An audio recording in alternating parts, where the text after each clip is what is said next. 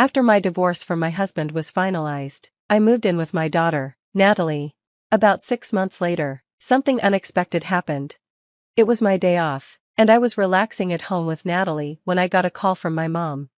To my shock, my ex-husband and ex-mother-in-law had gone to my parents' house and let themselves in without permission. I quickly got ready and went to my parents' place. When I arrived, my ex-husband and ex-mother-in-law were sitting in the living room, waiting for me. I had no idea why they were there. "Why did you both show up at my parents' house?" I asked. My ex-husband, John, surprised me with his answer, "I want you to pay me back the money you owe me. My name is Aaron, and I'm 40 years old. I worked in an office, and I was married to John for 14 years. Our daughter, Natalie, was born just around the time we got married, and she's now in 8th grade. We were once a happy family, and I thought we would always have a loving home." I met John on a blind date and was instantly drawn to his friendly, kind, and cheerful personality. He liked me too, and we stayed in touch throughout high school. After a few meetups, we started dating. A year later, he proposed, and we got married. I loved him deeply, and I was so happy when he chose me to be his wife. I had a close group of friends from high school, and we would always get together. When I told them I was getting married, they all congratulated me, and they came to our wedding. They joked about how they'd all want to get married too someday. After my wedding, one by one, my friends also got married. We laughed about how we'd gone from a group of teenagers to adults. Then, as I got pregnant, they all started having kids too. Soon, we weren't just mom friends, we were a group of parents. I felt like we were going through life together, and I believed we'd stay close forever. I was happy being a wife and mother, but I also loved working. After college, I got a job in the planning and development department at a big company, and I worked hard every day. The work was tough, but it was also rewarding. Every day felt like a chance to learn and improve. One of my friends from the moms group, who was a stay-at-home mom, once told me, "You're really a workaholic, Aaron, but you also have a fulfilling life with your family. It's like you have two bodies or something." She thought I was strong, but honestly, I wished I had the energy of a superhero. Both John and Natalie helped a lot at home, which made it easier to balance work and family life. "I'm home." "Oh, Mommy, welcome home." When Natalie was little, she would greet me with a smile and a hug after work. Just hugging her made all my tiredness go away. "Welcome home, honey, dinner is ready," John would say. John stopped working full-time after Natalie was born and switched to a part-time job so I could keep my career. He worked at a cafe and took care of picking Natalie up from school. By the time I got home after a long day, John would have dinner ready. It was such a relief to come home to a hot meal. His cooking always made me feel better. My life felt like it was supported by my husband and daughter, which allowed me to focus on my job. As I got better at my work, I was promoted. That meant more overtime, and I often came home late. By then, Natalie was older and understood that I had a lot of work to do. John also started working longer hours at the cafe. He had become really interested in coffee and learned how to roast beans. He experimented with different brewing methods, both at work and at home. His coffee was great, and we'd often enjoy it together as a family. But slowly, I didn't notice that our family dynamics were starting to change. One day, Natalie came to me looking upset. "What's wrong? You said you wanted to talk about something." "Well, actually, the other day, when I went to see a movie with my friends, I saw Dad with another woman." "What?" "They weren't holding hands or anything, but they seemed a little too friendly, and since last year, I've noticed Dad on the phone a lot before you come home. He seems really happy while looking at his phone. At first, I thought he was talking to you, Mom, but after seeing him with that woman, I'm not sure anymore." Natalie's words hit me hard. She looked so sad, in a way no middle schooler should. "I'm so sorry, sweetie, I didn't realize you felt this way," I said, hugging her tightly. "I've been a little focused on work, haven't I?" "No, I think it's cool that you work so hard, Mom, so don't feel bad about it." I felt really happy and touched by Natalie's kind and understanding words. "Thank you, Natalie, I'll talk to your dad about this, okay? And if he's really having an affair, I think I'll get a divorce. Would that be okay with you, honey?" When I asked her that, she nodded. I don't like the idea of my dad having an affair. Just knowing that and being with him would make me feel bad. Hearing this from my daughter made me realize how much I had neglected my family. I knew I needed to look into this situation carefully. not just for my own sake, but for Natalie's. She had the courage to bring up such a difficult topic, and I had to do something about it. I quickly hired an investigation agency to look into John's affair. The results shocked me. John was indeed having an affair, just like Natalie had suspected. They even had photos of him with his mistress. But what surprised me even more was who his affair partner was. It was Stacy, one of my old high school classmates and a member of the mom's group. I was more shocked by Stacy's involvement than the affair itself. I couldn't believe that someone I had trusted and considered a friend would betray me like this.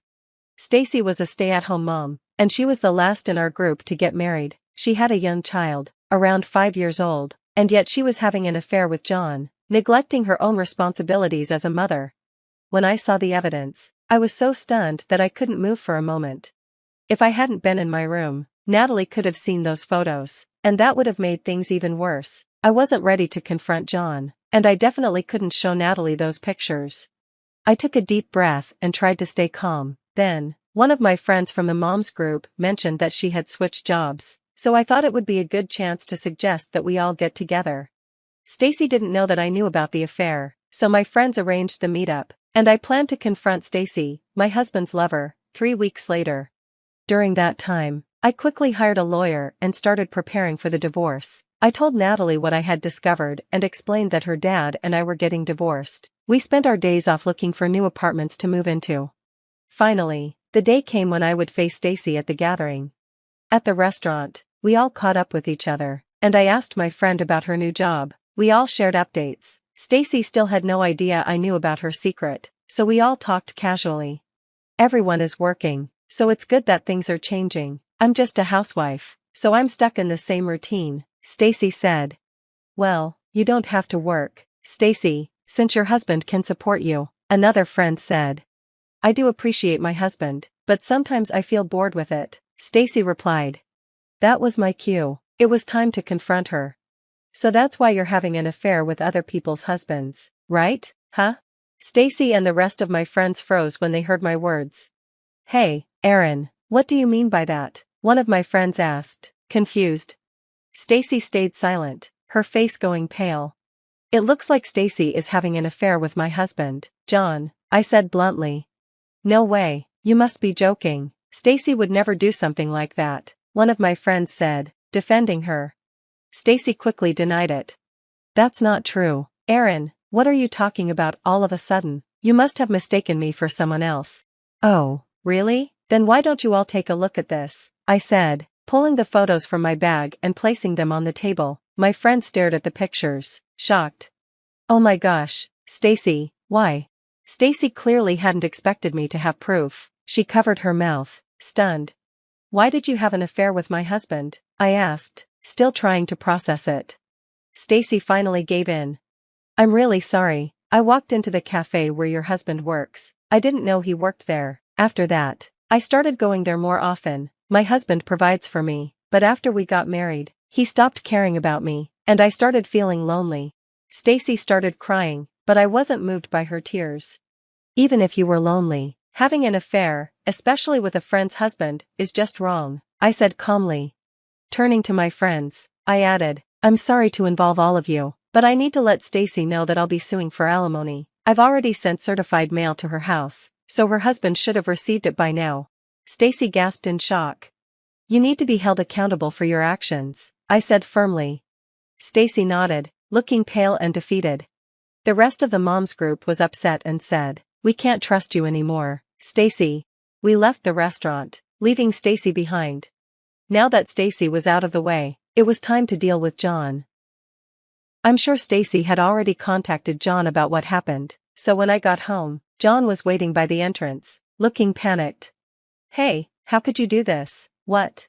I just got a call from Stacy. Are you really talking about your affair? Why are you making this so public? You're terrible. You pretended to be a good husband, but behind my back, you were having an affair. No, that's... But Stacy has a family too. Why expose her to her husband like that? That's ridiculous. I guess people who have affairs think the same way, huh? You think as long as the other person doesn't know, it's fine, right? But what you did was wrong, so now everything has to come to light as part of your punishment. That's why I'm divorcing you and demanding alimony and child support. With the affair already proven and no way for him to deny it, John agreed to the divorce, but he was reluctant to pay alimony and child support. After I hired a good lawyer and made it clear I was ready to take the case to court, he finally agreed. So, I divorced my ex-husband, sold the house we'd lived in, and moved into a new apartment with Natalie. I filed for alimony from both John and Stacy, and they each paid me $30,000. I also demanded child support from John.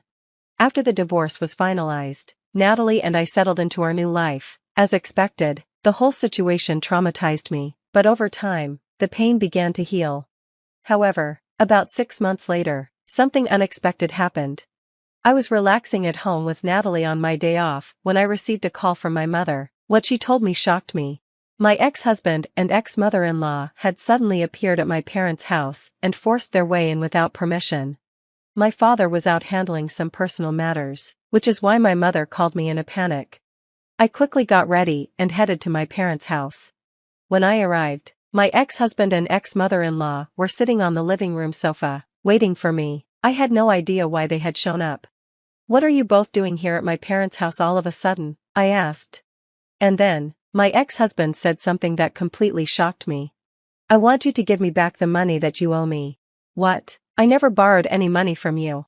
I paid $15,000 for the wedding, didn't I? You were the one who wanted the wedding, so I lent you that money. Since you divorced me, this is all fraud. I could sue you for marriage fraud, but all I want is for you to return the $15,000 as a settlement."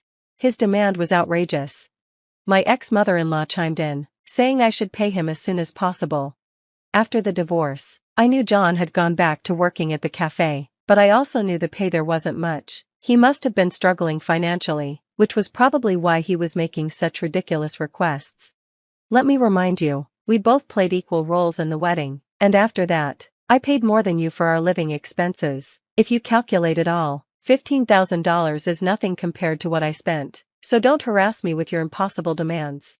I tried to get them to leave, but they refused to leave easily. Then, my father came home. Apparently, he had received a call from my mother and rushed back.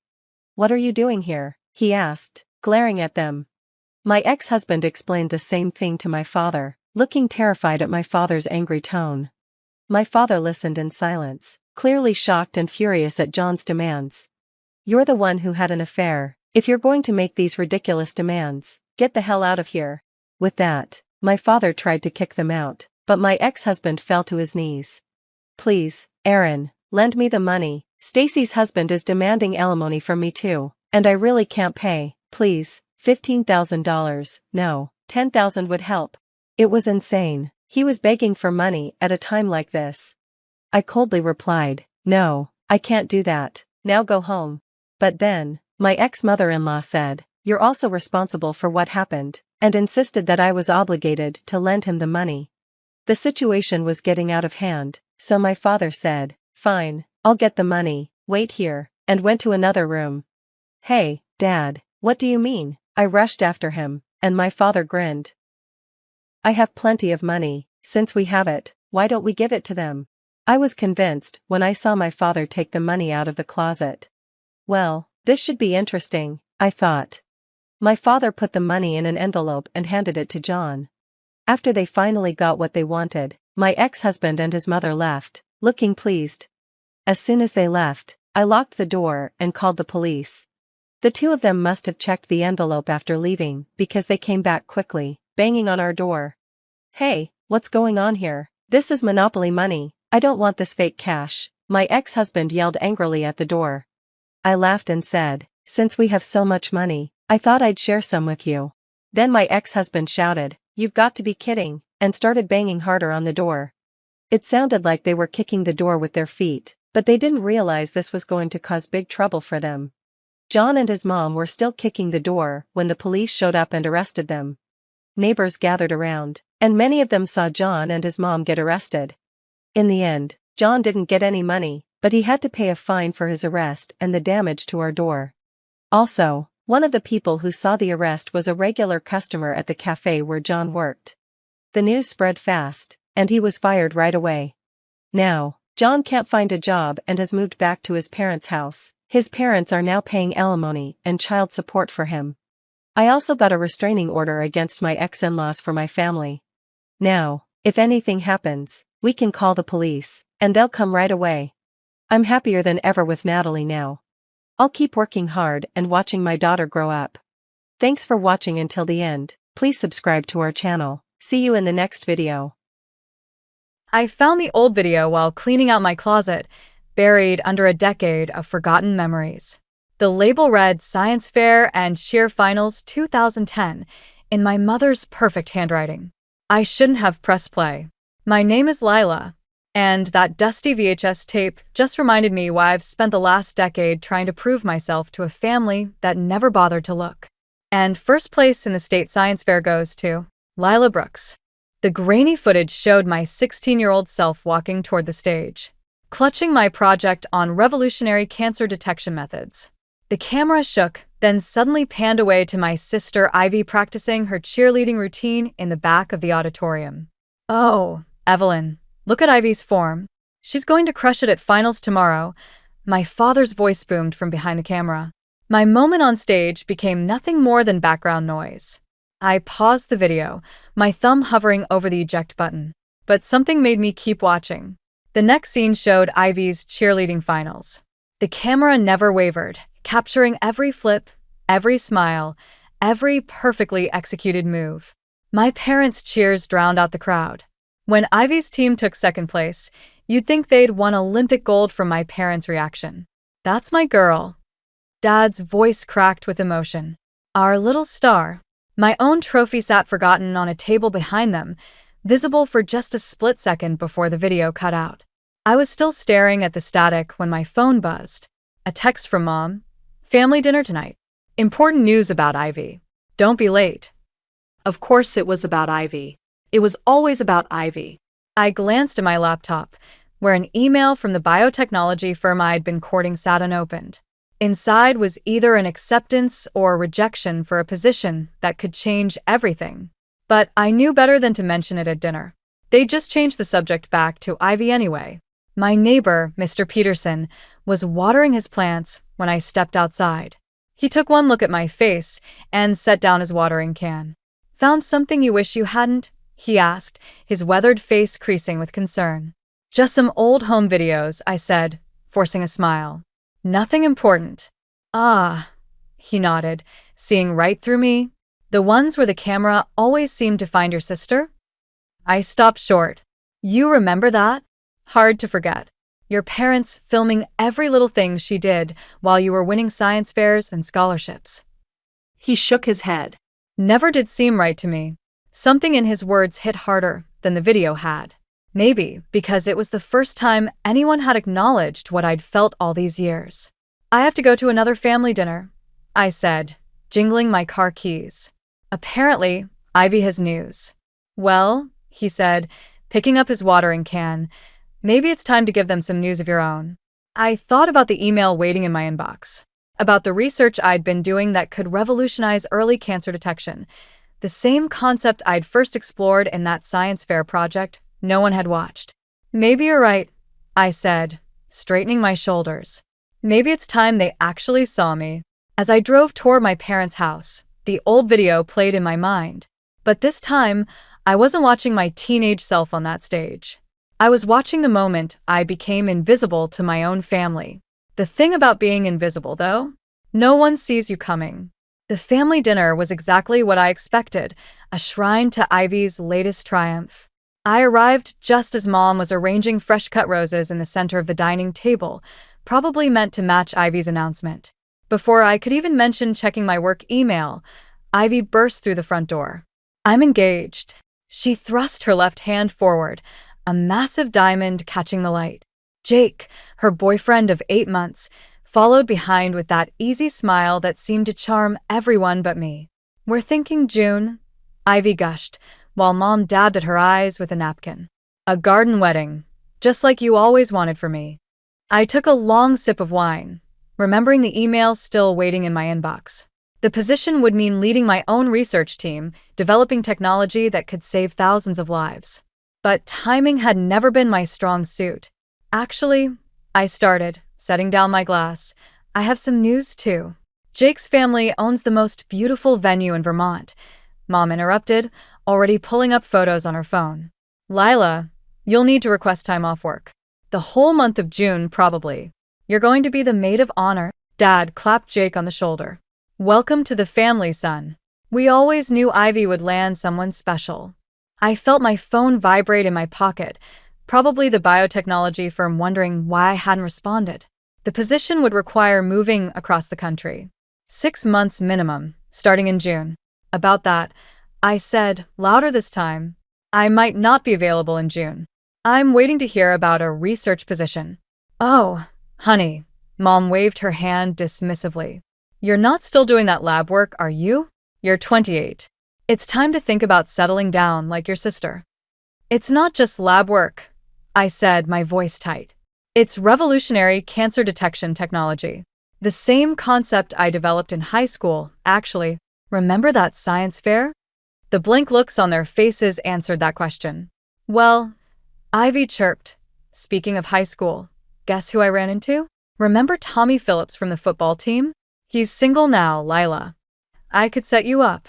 I stood up, so abruptly my chair scraped against the floor. I need some air. In the backyard, I finally opened the email.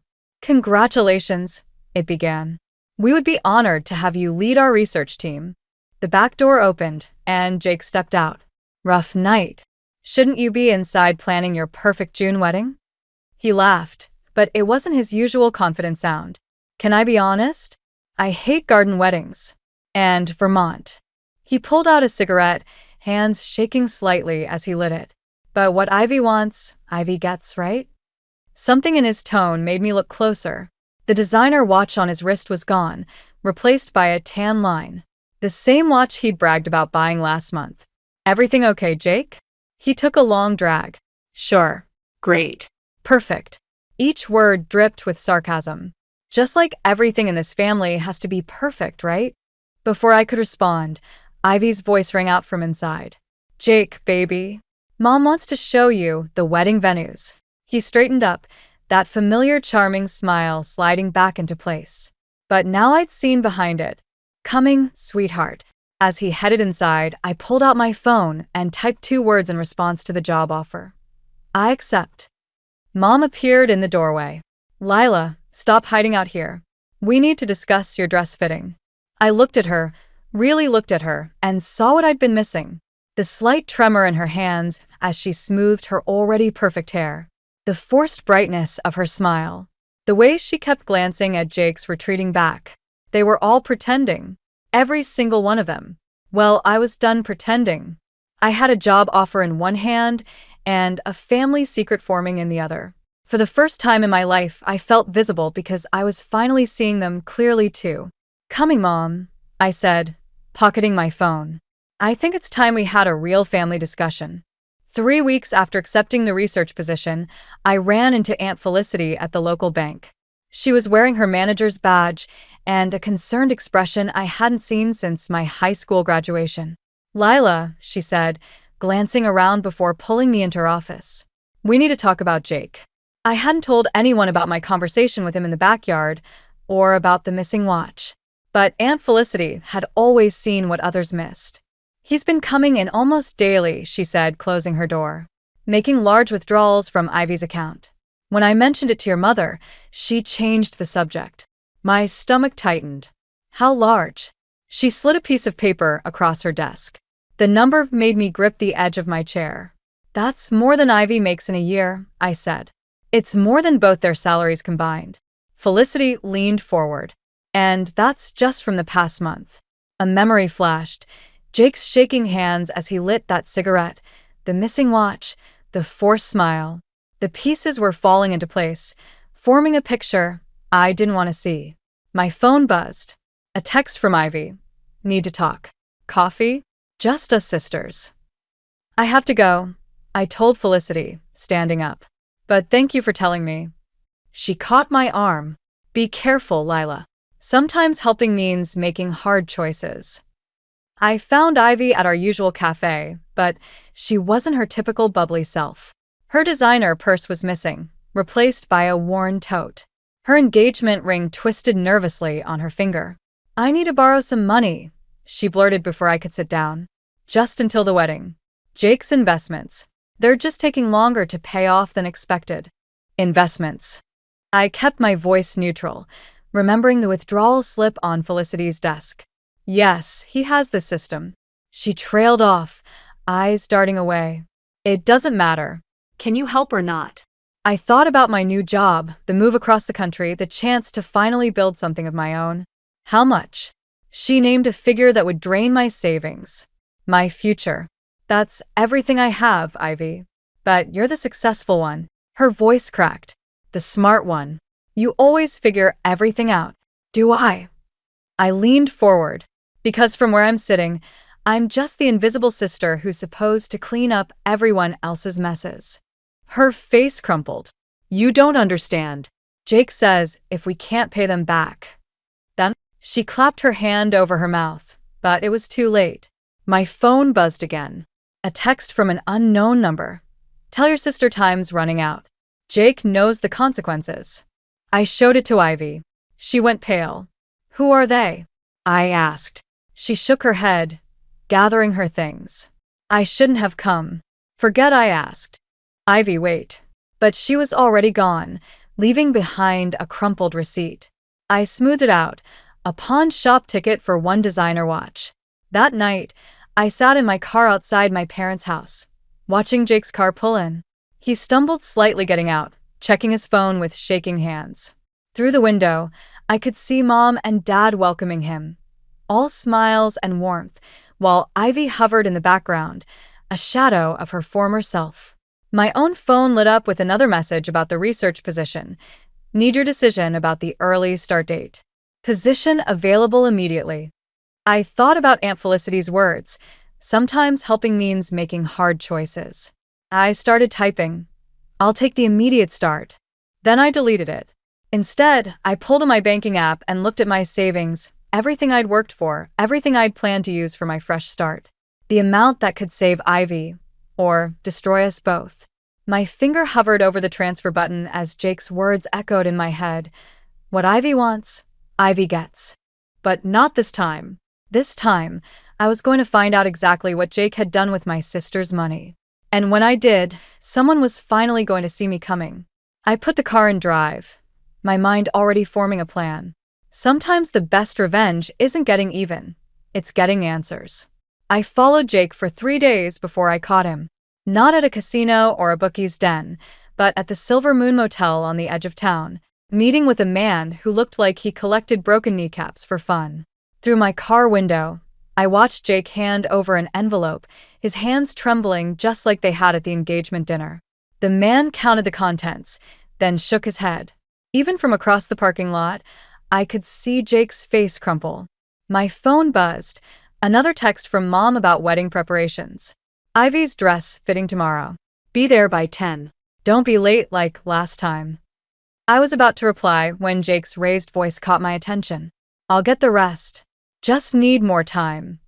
The man's response was too quiet to hear, but Jake's reaction wasn't. He stumbled backward, face white as paper. That's when I noticed someone else watching from a parked car 2 spaces down. Through the reflection in my side mirror, I caught a glimpse of Aunt Felicity, her expression grim as she typed something on her phone. My own phone buzzed again. This time it was Felicity, my office. Now. At the bank, she didn't waste time with pleasantries. Jake's in debt to loan sharks. Big ones. The kind that don't send polite payment reminders. How much? More than your sister knows. She slid a folder across her desk. But that's not the worst part. Inside were bank statements, withdrawal slips, and loan applications, all with Ivy's forged signature. He's using her name, I said, the pieces clicking into place. If he defaults, they'll come after her. Felicity's voice was steel. And your parents, since they co-signed some of these loans. My hands clenched around the folder. Does Ivy know? She suspects. But your mother. Felicity's mouth tightened. Evelyn's convinced everything's fine.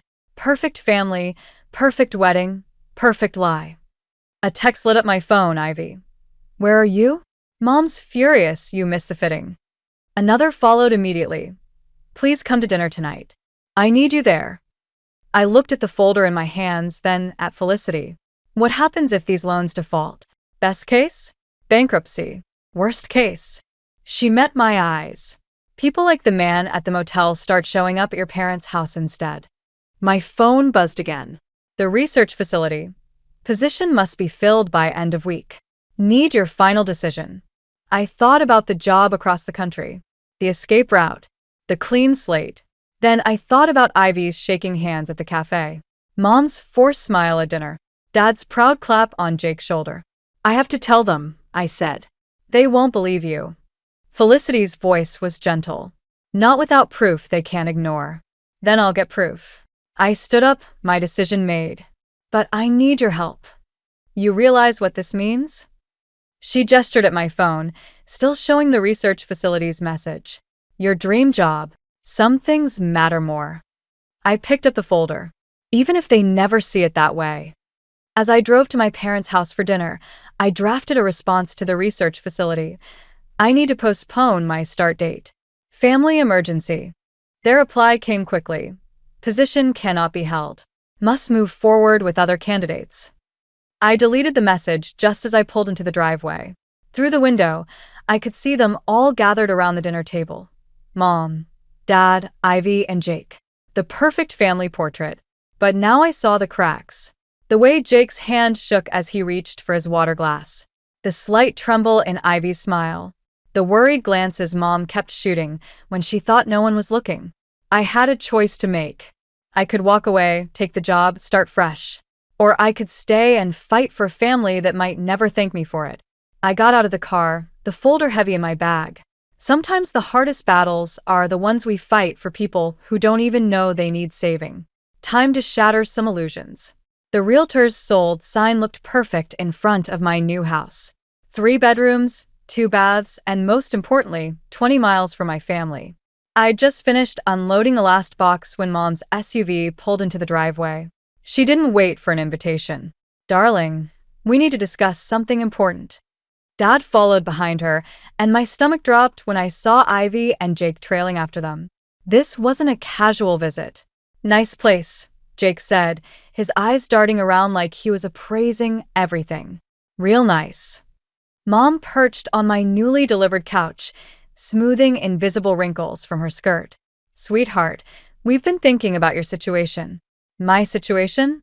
I stayed standing, the folder from Aunt Felicity burning a hole in my bag by the door. Living all alone in this big house, Mom continued. It seems wasteful. Dad cleared his throat. What your mother means is, with Ivy and Jake starting their life together and their current, temporary financial setback. We thought maybe you could help out family, Mom finished. Let them live here while you find something more suitable for your lifestyle. The word suitable hung in the air like poison. You want me to give them my house? My voice sounded distant, even to myself. Not give. Jake jumped in, that familiar charming smile spreading across his face. We'd pay rent, of course. Once my investments pay off. What investments?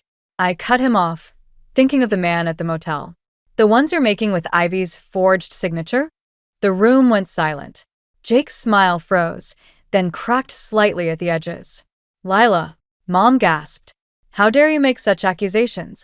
But I noticed Ivy hadn't said a word. She stood by the window, arms wrapped around herself, staring at the floor. Ivy, I said softly, show them your bank statements. That's enough. Dad stood up. We came here to help you, Lila. You're almost 30, alone, working those long hours in that lab. This arrangement would benefit everyone.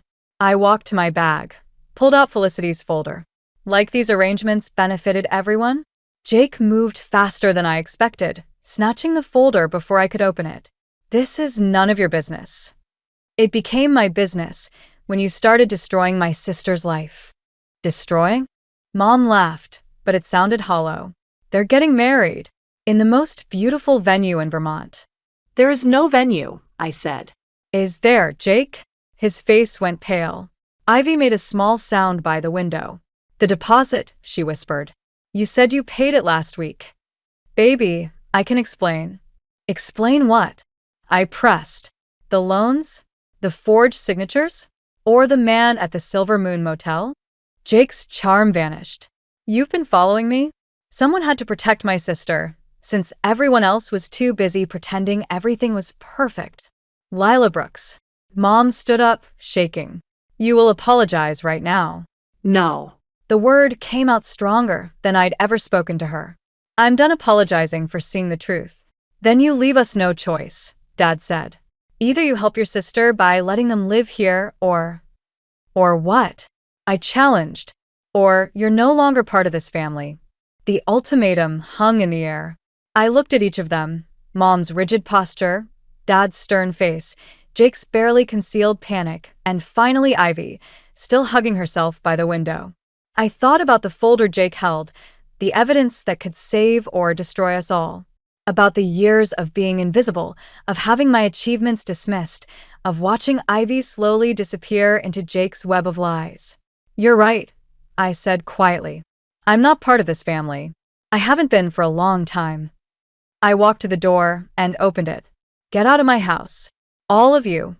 Lila, please. Ivy finally spoke. When you're ready to face the truth, I told her, come find me. But until then, I'm done pretending. They filed out, Jake still clutching the folder. But I wasn't worried. Aunt Felicity had copies of everything. As their cars pulled away, I noticed Mr. Peterson watching from his porch next door. He raised his coffee mug in a silent salute. Sometimes standing alone is better than standing with people who want to watch you fall. 3 days after I kicked my family out, Ivy showed up at my door with a black eye and trembling hands. He's gone crazy, she whispered. The men he owes? They came to the house. I pulled her inside just as a dark SUV cruised past my house for the 3rd time that hour. Ivy flinched at the sound of the engine. Mom and Dad still won't believe me, she said, sinking onto my couch. They think I'm being dramatic, that I provoked him. Before I could respond, my phone buzzed. Aunt Felicity. Jake just cleared out your parents' accounts. All of them. Another text followed. Police are involved. It's bad. I showed Ivy the messages. She didn't cry. Something worse happened. She laughed, a hollow sound that made my skin crawl. You know what Mom said when I told her about the loans? Ivy's voice was eerily calm. She said, I should be more understanding.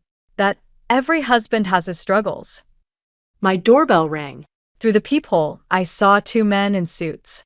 Not police. Their posture was all wrong. One of them was the man from the motel. MS. Brooks, one called out. We need to discuss your brother-in-law's obligations. Ivy grabbed my arm, her fingers digging in. I pulled her toward the back door, but headlights swept across my kitchen windows. They had the house surrounded. My phone buzzed again. Mom, how dare you fill Ivy's head with lies? Jake says you're spreading rumors at the bank. We raised you better than this. There's something else, Ivy whispered as the men kept knocking. Jake. He used your name too, on some of the loans. The world tilted sideways. What? He found your old tax returns in Mom's office. Said since you had the best credit score. The knocking became pounding. My phone lit up with an alert from my bank. Multiple loan payments were overdue. Loans I'd never taken out. Police are on their way, Aunt Felicity texted. But your credit is destroyed. They're freezing your accounts. The back door rattled. Another suit-wearing man peered through the window. MS. Brooks. The voice from the front grew harder. Don't make this difficult. I grabbed Ivy's hand and pulled her toward the basement door. There was a small window down there leading to the side yard. If we could just... Glass shattered upstairs. Heavy footsteps crossed my living room floor. You know what's funny? Ivy whispered as we crouched in the darkness. I always thought you were the lucky one. So smart, so independent. I was so jealous. We need to. But you were right, she continued, her voice breaking. They never saw you, just like they never really saw me. We were just props in their perfect family picture. Footsteps on the basement stairs. A flashlight beam cut through the darkness. My phone lit up one last time. Dad, fix this. Whatever you've done to hurt Jake's reputation, fix it. Or don't bother coming home again. The flashlight found us. The man from the motel smiled, but it didn't reach his eyes. "Ladies," he said softly, "let's discuss your family's debt." I stood up slowly, pushing Ivy behind me. Through the small basement window, I could see Mr. Peterson on his porch, phone to his ear, watching intently. Police sirens wailed in the distance. "You want to talk about debt?" I said, buying time. "Let's talk about how my family has been paying their debts for years. Some with money. Some with denial. Some with blind obedience." The man's smile faltered slightly. "But I'm done paying," I continued, hearing the sirens grow closer. "And I have proof of every illegal loan, every forged signature, every threat." "You're bluffing," he said, but his eyes flickered toward the window as red and blue lights began to flash outside. I thought about the copies Aunt Felicity had safely stored away, about the years of invisible victories and silent defeats, about the price of being the perfect family's imperfect daughter. "Try me," I said, as police officers surrounded the house. "I've got nothing left to lose." Sometimes hitting rock bottom shows you exactly what you're made of. The police interview room felt smaller with each passing hour. Across the table, Detective Martinez spread out the evidence Aunt Felicity and I had gathered: loan documents, bank statements, surveillance photos from the Silver Moon Motel. "Jake Turner was arrested trying to cross the Canadian border," she said. "But he claims you're the mastermind, that you forged the signatures, orchestrated the loans." A knock at the door interrupted us. Mom and Dad burst in, their lawyer close behind. "This ends now," Dad demanded. "Our daughter is not pressing charges." I met his eyes. "Which daughter, Dad? The one with the black eye, or the one who tried to warn you?" Mom stepped forward. Her perfect makeup couldn't hide her exhaustion. "Lila, please. Think about what this will do to our family's reputation." "Your reputation?" Ivy's voice came from the doorway. She stood there, hospital discharge papers in hand, looking smaller than I'd ever seen her. "That's what you're worried about." "Ivy, sweetheart," Mom started. "Don't." Ivy walked to the table, picked up one of the loan documents. "This is Jake's handwriting. He forged my signature while I was sleeping. Called it investing in our future." She laughed bitterly. "And when I finally questioned him, he gave me this." She gestured to her face. Dad's lawyer cleared his throat. "Perhaps we could discuss this privately." "No more privacy," I said, pulling out my phone. "No more perfect family lies." I played the recording from my basement, Jake's confession to the loan sharks, captured while we waited for police. Mom sank into a chair. But he was so charming. So perfect for our family. Perfect. Ivy's voice cracked. He destroyed my credit, stole my identity, and when that wasn't enough, he went after Lila's. "After everything she's done for this family," Dad protested. "What exactly have I done, Dad?" I stood up. "Besides refuse to play my assigned role? Besides trying to protect Ivy when you wouldn't? We were protecting her." "No," Aunt Felicity said from the doorway. I hadn't even heard her arrive. "You were protecting your illusion of a perfect family. Just like you did when we were young, Evelyn. Always hiding the ugly truth to keep up appearances." Mom's face went white. "Felicity, don't." "Don't what?" "Tell them about how you covered up Dad's gambling? How you made me promise never to tell anyone when he lost everything. History repeats, sister. But this time, your daughters are stronger than we were." Detective Martinez cleared her throat. "Mrs. Brooks, Mr. Brooks. Given the evidence, we'll be charging Mr. Turner with multiple counts of fraud, identity theft, and domestic abuse. The question is, will you finally support your daughters, or are appearances still more important?" The silence stretched. I watched my parents' perfect facade crack, years of denial crumbling under the weight of truth. "I'll testify," Ivy said quietly, "about everything." "You'll be disinherited," Dad warned. "Good." I took Ivy's hand. "We never wanted your inheritance. We wanted parents who could see us, really see us." Mom started crying, but for once, she didn't try to hide it. "I didn't want to see," she whispered, "because seeing meant admitting I failed. Again." "You didn't fail by having imperfect children," Aunt Felicity said gently. You failed by demanding perfection in the first place. Detective Martinez gathered the evidence. I'll need formal statements from both MS. Brooks and MS. Turner. It's MS. Brooks again, Ivy corrected, squeezing my hand. And we're ready. As our parents left with their lawyer, Mom paused at the door. Lila. Her voice was small. That science fair project, the one about cancer detection, did you ever finish it? Yes, I said. It's the basis for my research now. She nodded, tears falling freely. I'd like to hear about it sometime, if you're willing. It wasn't forgiveness. It wasn't even really an apology. But it was something we'd never had before. Truth. Sometimes the greatest revenge isn't destroying your enemies. It's forcing them to finally see reality. 6 months after Jake's arrest, I found Mom sitting on my front porch, holding a familiar VHS tape. I've been watching our old home videos, she said as I approached. Really watching them this time. The science fair video. I sat beside her, leaving space between us. Your cancer detection method, she continued. The research company that contacted you. They're using it now, aren't they? I nodded. Phase 1 trials start next month. And we missed it. All of it. She turned the tape over in her hands. We were so busy making sure everyone saw our perfect family that we stopped seeing our actual children. Down the street, Ivy emerged from Aunt Felicity's car. She'd been staying with our aunt while rebuilding her life, attending therapy, and testifying against Jake. The bruises had faded, but she walked differently now, stronger, more deliberate. Did you know, Mom said softly, that your father and I haven't taken a photo together since everything happened? After decades of perfectly posed holiday cards, we can't even look at cameras anymore. Good, I said, then caught myself. No, you're right. She set the tape down. It is good. Painful, but good. Ivy joined us on the porch, sitting on my other side.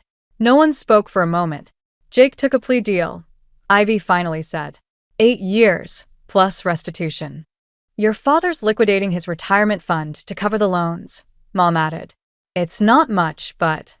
Keep it, I said. Aunt Felicity helped me contest the fraudulent charges. My credit's clearing up. Mine too. Ivy smiled slightly. Though I might keep using Brooks instead of going back to Turner. About that, Mom pulled an envelope from her purse. I found this while cleaning out the attic. It's from your grandmother, my mother. The letter inside was dated just before her death, addressed to Mom and Aunt Felicity. I'm sorry I made you hide who you were, I read aloud. Sorry I taught you that appearances matter more than truth. Break the cycle. Love your children for who they are, not who you wish they would be. She wrote that the day before she died. Mom whispered. I never showed it to Felicity, never took its advice. Instead, I became exactly what she warned against. Mr. Peterson waved from his porch next door. Behind him stood a man I'd seen around lately, Owen, a wildlife photographer who'd been documenting urban foxes in our neighborhood. He caught my eye and smiled.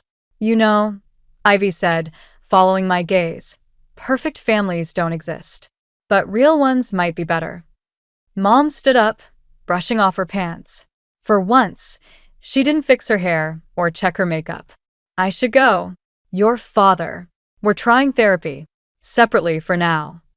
She paused at the steps. I know we can't go back. I can't fix everything we broke.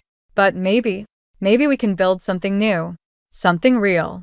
After she left, Ivy and I sat in comfortable silence. The VHS tape sat between us, a relic of our old life. What should we do with it? Ivy asked. I thought about revenge, about justice, about protection.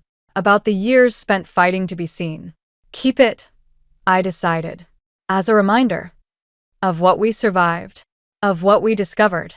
I picked up the tape, that sometimes the people who hurt us most aren't villains, they're just broken people trying to look whole. Owen crossed the street, camera in hand. You won't believe what I just captured, he called out. A whole fox family living right under everyone's noses. I smiled, thinking of hidden things finally coming to light. Want to see? He asked. Ivy nudged me. Go. I've got some job applications to fill out anyway. As I walked toward Owen, I glanced back at our porch, at my sister, at the tape, at the space where Mom had sat. The perfect family was gone, shattered by truth and consequences. But maybe that's what had to happen. Maybe you can't build something real until you clear away the perfect lies. I took Owen's offer hand, ready to see what he'd discovered, ready to see what else had been hiding in plain sight, waiting to be truly seen. The doorbell chimed just as I was sliding the lasagna into the oven. Perfect timing. Dylan had finally settled into his afternoon nap, and I'd planned to tackle the mountain of laundry waiting upstairs. I wiped my hands on my apron and headed for the door, expecting the usual package delivery. Instead, I found myself face to face with a woman who looked vaguely familiar. Tall, impeccably dressed in a cream blazer, her dark hair falling in perfect waves. The kind of woman who belongs on a magazine cover, not on my front porch on a Tuesday afternoon. Michelle Thompson? Her voice was steady, confident. I'm Sophie Grant. We need to talk about Ryan. My stomach dropped. I knew that name.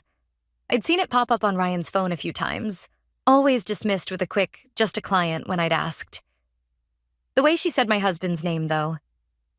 There was an intimacy there that made my fingers curl against the doorframe. I'm sorry, but Ryan's at work, I said, moving to close the door. You can reach him at the office. I know exactly where Ryan is. She pulled out her phone, tapped the screen a few times. He's at the Riverside Hotel, room 412, same as every Tuesday afternoon for the past 8 months. The world tilted sideways. I gripped the doorframe harder, my knuckles turning white. I think you should leave. Look. She held up her phone. The screen showed Ryan, my Ryan, kissing this woman in what looked like a restaurant. Another swipe. Them on a beach, his arm around her waist. Another, in bed, his face peaceful in sleep, the same expression I'd watched countless mornings. Stop. The word came out like a plea. I'm not here to hurt you, Sophie said, lowering her phone. I thought I was the only one until last week. Then I found out about you, about Dylan, about the mortgage payments he's been making on my condo while telling me he was separated. The smell of burning cheese suddenly filled the air. The lasagna. I turned mechanically toward the kitchen, Sophie following me inside uninvited. I pulled out the slightly blackened dish, set it on the counter. The mundane action felt surreal, like I was moving through water. Why are you here? I asked, still staring at the ruined dinner. Why tell me? Because we both deserve better than his lies. She placed a manila envelope on my counter.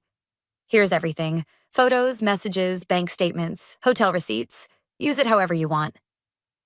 A cry from upstairs made us both freeze. Dylan, awake from his nap? The sound snapped me back to reality, reminded me who I was, who I needed to be. Get out, I said, my voice finding its strength. Now, Sophie nodded, almost sympathetic. One more thing. He's planning to leave you next month. Already has the papers drawn up. I thought you should know. She walked out, heels clicking against my hardwood floors. The front door closed with a soft click that echoed through my suddenly hollow home. Upstairs, Dylan called again. Mama. I looked at the envelope on my counter, then at my wedding photo hanging on the wall. Ryan's smile, the one I'd fallen in love with, now seemed more like a smirk. 8 years of marriage reduced to a manila envelope of betrayals. Dylan's cries grew more insistent. I touched my wedding ring, twisted it once, then pulled it off. It made a small, final sound as it hit the counter. Coming, baby. I called upstairs, my mind already racing with what needed to be done. Ryan would be home in 3 hours, expecting his perfect family, his perfect life. He had no idea what was waiting for him. I spent 3 hours memorizing every detail in that manila envelope, arranging the evidence of my shattered life on our bedroom floor while Dylan played with his blocks nearby. Each photo, each receipt, each loving message between my husband and his other life felt like another nail in a coffin I hadn't known I was lying in. When Ryan's key turned in the front door at exactly 6:30, I had everything back in the envelope, tucked safely in my mother's house across town. Dylan squealed, "Da-da," from his playpen, and I watched Ryan scoop him up, plant kisses on his chubby cheeks, perform his role of devoted father perfectly. "Something smells good," he said, walking into the kitchen where I stood at the counter, chopping vegetables with mechanical precision. "New recipe? How was the Riverside Hotel?" I kept chopping, not looking up. "Room 412 meet your standards?" The silence that followed was absolute. Even Dylan, still in Ryan's arms, seemed to sense the shift in the air. When I finally looked up, Ryan's face had that careful blank expression I'd seen him use with difficult clients. "Michelle, what are you talking about?" "Don't." The knife came down harder than necessary, splitting a carrot in two. "Sophie Grant was here today. Interesting woman. Great taste in blazers, even better taste in evidence." Ryan set Dylan down, who immediately toddled off to his toys. "Whatever she told you." 8 months. My voice cracked slightly. "Every Tuesday afternoon. Did you think I wouldn't notice? Or did you just not care enough to hide it better?" "It's not what you think." He stepped closer, reaching for my hand. I pointed the knife at him and he froze. "Baby, please, let me explain." "Explain what? The condo you're paying for? The divorce papers you've already drawn up?" Each word felt like glass in my throat. "Or maybe explain how you've been playing house with her son while ours naps every afternoon?" His face changed then, something darker replacing the careful mask. "You went through my things?" I laughed, the sound harsh and foreign. "No, Ryan. Sophie did that for me. Turns out she didn't appreciate finding out about your wife and son any more than I appreciated learning about your girlfriend and her kid. This is exactly why I—" He caught himself, but not before I saw it. That flash of blame in his eyes. "Why you what? Why you decided to throw away 8 years of marriage? Why you've been lying to my face every single day?" I set the knife down before the temptation to use it became too strong. "Go ahead. Finish that sentence." Instead, he pulled out his phone, turning away slightly. I caught a glimpse of Sophie's name on the screen before he walked into the living room, speaking in low, urgent tones. I followed, fury building with each step. "Are you seriously calling her right now?" He held up a finger, the universal wait gesture he used to silence difficult clients. That's when something in me snapped. I grabbed his phone and hurled it against the wall. It shattered, pieces of screen scattering across our perfect hardwood floors. Dylan started crying from his playpen, but for once I didn't immediately run to comfort him. "Jesus Christ, Michelle." Ryan stared at his broken phone, then at me like I was a stranger. "Have you lost your mind?" "No," I said, eerily calm now. "But I found something better. Clarity." I walked to Dylan's playpen, lifted him out, and headed for the stairs. "We're staying at my mother's tonight. Don't bother calling." "Oh wait, you can't." "Michelle, stop. We need to talk about this like adults." I turned on the stairs, Dylan's tear-stained face pressed against my neck. "Adults? Like how you've been adulting with Sophie every Tuesday? Or how adult it was to plan your escape while playing Happy Family?" "I never meant—" "Save it for your girlfriend." I continued up the stairs. "Or better yet, save it for your lawyer, because that's who you'll be talking to from now on." His voice followed me up. "You're being hysterical. This isn't you." "You're right," I called back, throwing some of Dylan's things into a bag. The old me would have believed whatever lie you're about to tell. But that Michelle? She died today in room 412. Lily's office always smelled like leather and coffee, a combination that usually calmed me. Not today. I sat across from her desk, Dylan asleep in his stroller beside me while she scrolled through Ryan's financial records on her computer screen. "This is worse than we thought," she said, turning the monitor toward me. "He's been moving money around for months. Small amounts at first, then larger transfers starting about 6 months ago." I leaned forward, the numbers swimming before my eyes. "How much?" "Nearly $200,000. Lily's voice hardened. "All going to an account under Sophie Grant's name." The room tilted slightly. "That was our safety net. Our future. Dylan's college fund. He told me the market was down, that our investments needed time to recover. The market's fine. Your husband's morality, however. Lily started typing rapidly. There's more. The condo he bought for her? It's in both their names. A knock at the door made us both jump. Mark Davis, Ryan's best friend, stepped in without waiting for an answer. The sight of him in his expensive suit, with that familiar apologetic smile, made my stomach turn. Michelle, he said, closing the door behind him. Ryan's worried sick. He's been trying to reach you for days. I'm in a private meeting with my lawyer, I said, gesturing to Lily. You can tell Ryan. He's not the bad guy here. Mark held up his hands.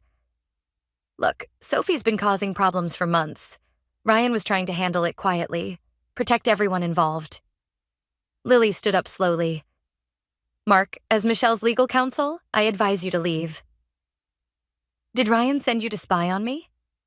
The question came out sharp enough to make Dylan stir in his sleep. Or did you volunteer? Mark's expression shifted, something calculating replacing the concern. You should know there are things about Sophie that would change how you see this situation. Like what?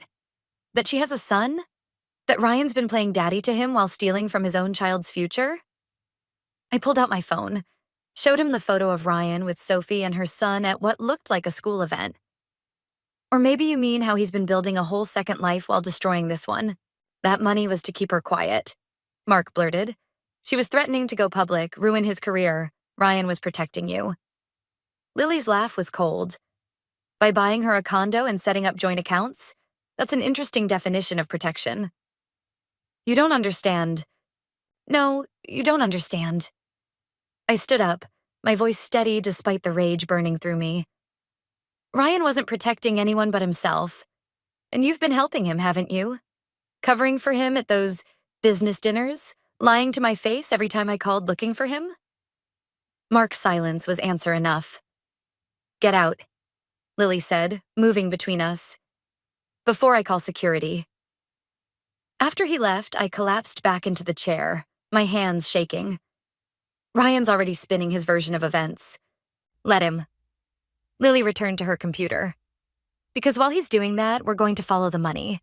Every transfer, every purchase, every lie he tried to hide. She paused, looking at me carefully. But Michelle, once we start this, there's no going back. Ryan won't just lose his reputation. He could face serious legal consequences. I looked at Dylan, peaceful in his sleep, unaware that his world was crumbling. Then I thought of Tham, Sophie's son, another innocent caught in Ryan's web of lies. The fury that had been building since Sophie's visit crystallized into something colder, more focused. Ryan's been playing both sides, thinking he's too smart to get caught, I said, turning back to Lily. He used our money to build his perfect escape, convinced everyone to help keep his secrets. Now it's my turn. What are you thinking? I pulled out the manila envelope Sophie had given me, along with a USB drive I'd found hidden in Ryan's office. I'm thinking it's time to show him what it feels like when everything you've built comes crashing down. Lily smiled, a predatory gleam in her eye. Then let's get to work. My mother found me in her guest bathroom at 3 a.m, scrubbing the already spotless tiles with violent determination. She didn't say anything, just sat on the edge of the tub and waited. The only sounds were Dylan's soft breathing through the baby monitor and the harsh scratch of the brush against ceramic. I keep thinking about all the times I cleaned our house while he was with her. I finally said, my knuckles white around the brush handle. Every surface I made perfect for him to come home to. Michelle. Mom's voice was gentle, but I heard the steel underneath. Put down the brush. I did, but my hands kept moving, searching for something to fix, to control. Did you know Ryan called the school today? Tried to convince them to let him substitute teach your old literature class? What? The steel in her voice became razor sharp. He's trying to preserve his image, the caring husband, the devoted father, the pillar of the community. I laughed, the sound echoing harshly off the bathroom walls. He even volunteered to coach Little League. That manipulative little... A knock at the front door cut her off. We both froze, listening. It was followed by another knock, more insistent. "Stay here," Mom said, but I was already moving. Through the peephole, I saw Sophie, looking nothing like the polished woman who'd appeared on my doorstep days ago. Her mascara was smeared, her perfect hair disheveled. I opened the door. "It's 3 in the morning. Ryan's engaged." The words tumbled out of her. "To neither of us. Her name's Amanda. They've been together for months." The world didn't tilt this time. It shattered. "What?" Sophie thrust her phone at me. On the screen was a private Instagram account showing Ryan at what looked like an intimate dinner. His arm was around a redhead I'd never seen before. The caption read, "Finally said yes to forever. Jiri's engaged. My forever." "The post is from 2 hours ago," Sophie said. "I only found it because her best friend follows my yoga studio's account." My mother appeared beside me, taking in Sophie's desperate state. "Come inside before the neighbors start talking." In the kitchen, Sophie's hands shook as she pulled up more photos. Ryan and Amanda at Christmas. Ryan and Amanda on vacation. Ryan and Amanda looking at houses. "He told me you were the obstacle," Sophie said, her voice breaking. "That once the divorce was final, we could be together properly. But he told her I was just a client who got obsessed with him. And you..." She looked at me. "You don't even exist in her world." "How long?" The question felt like ground glass in my throat. The timestamps on these photos. Sophie scrolled through her phone. "At least a year, before he even met me." My mother's hand found mine under the table, squeezing hard. "You said she's looking at houses with him?" Sophie nodded. "In the same development where he bought my condo, using the same real estate company." Suddenly, everything clicked into place. The missing money, the elaborate lies, the careful compartmentalization of his various lives. It wasn't just about affairs or escape plans. "He's been running a scam," I said, the realization hitting me like a physical blow. "The development, the real estate company. He's been using his relationships to sell properties, hasn't he?" Sophie's eyes widened. "The investment opportunity he kept talking about. He said if I just put in a little more money..." "How much?" Mom asked sharply. "Everything I had." Sophie's voice was barely a whisper. "My savings, my son's college fund, even a second mortgage on my parents' house." The baby monitor crackled with Dylan's soft whimpers. The sound crystallized everything. My rage, my pain, my purpose. "We need to call Lily," I said, standing up. "Right now." "Why?" Sophie asked. "Because this isn't about affairs anymore. It's about fraud." I looked at the photos again, at Ryan's practice smile, the same one he'd used on all of us. "And we're going to make sure he never does this to anyone else." The sun was rising by the time we finished making our plans, painting the kitchen in shades of gold that felt like a promise. Or maybe a warning. The restaurant buzzed with Friday night energy as I watched Ryan charm his way through another business dinner. He hadn't noticed me yet, sitting alone at the corner table, nursing a glass of wine I hadn't touched. His arm was around Amanda, the ring on her finger catching the light as she laughed at something he'd said. 3 other couples sat at their table. All potential buyers for the new development, according to Lily's investigation. All about to invest their life savings in Ryan's elaborate house of cards. My phone vibrated. "Sophie." "We're in position. Mark just arrived at the office." I checked my watch. Right on schedule. While Ryan played his role here, Lily and a forensic accountant were meeting Mark at the real estate office, armed with enough evidence to make him choose between loyalty to Ryan and saving his own skin. "Ready?" Another text, this time from Mom, who was watching Dylan. I typed back, "Yes." Standing up, I smoothed down my black dress, the one Ryan had always loved, and walked toward their table. Amanda saw me first, her smile faltering as she tried to place my face. Then Ryan looked up, and for the first time in our marriage, I saw real fear in his eyes. "Ryan, darling," I said, loud enough to carry. "Aren't you going to introduce me to your fiancé?" The table went silent. Amanda's hand flew to her throat, touching the necklace I recognized from our 10th anniversary. Ryan, who is this? Nobody, he said quickly, standing. Michelle, let's talk outside. I'm his wife, I said, pulling out my phone. Well, current wife, though I suppose that makes me the nobody in this scenario. I turned to the other couples. I assume you're all here about investing in Riverside Heights? Ryan grabbed my arm. Stop this, now. I shook him off. You might want to check the news first. It seems there are some irregularities with the development company. The FBI is particularly interested in the pattern of investment fraud. She's lying, Ryan said, but the couples were already pulling out their phones. This is just a domestic dispute. My phone rang. I answered on speaker. Yes, Lily? It's done. My lawyer's voice rang clear. Mark Davis just finished his statement to the investigators. They're executing the search warrant now. The color drained from Ryan's face. Amanda stood up, backing away from him. Ryan, what's happening? Would you like to tell her? I asked him. Or should I? About Sophie, perhaps? Or the other women? The houses you sold them with money that never went to the development? I turned to Amanda. Check your investment account. The one he convinced you to create for your future together. I'm betting it's empty. She fumbled with her phone, hands shaking. The horror dawning on her face told me everything. You're ruining everything, Ryan hissed, his charm cracking to reveal something ugly underneath. No, you did that yourself. I'm just making sure you can't ruin anyone else's life.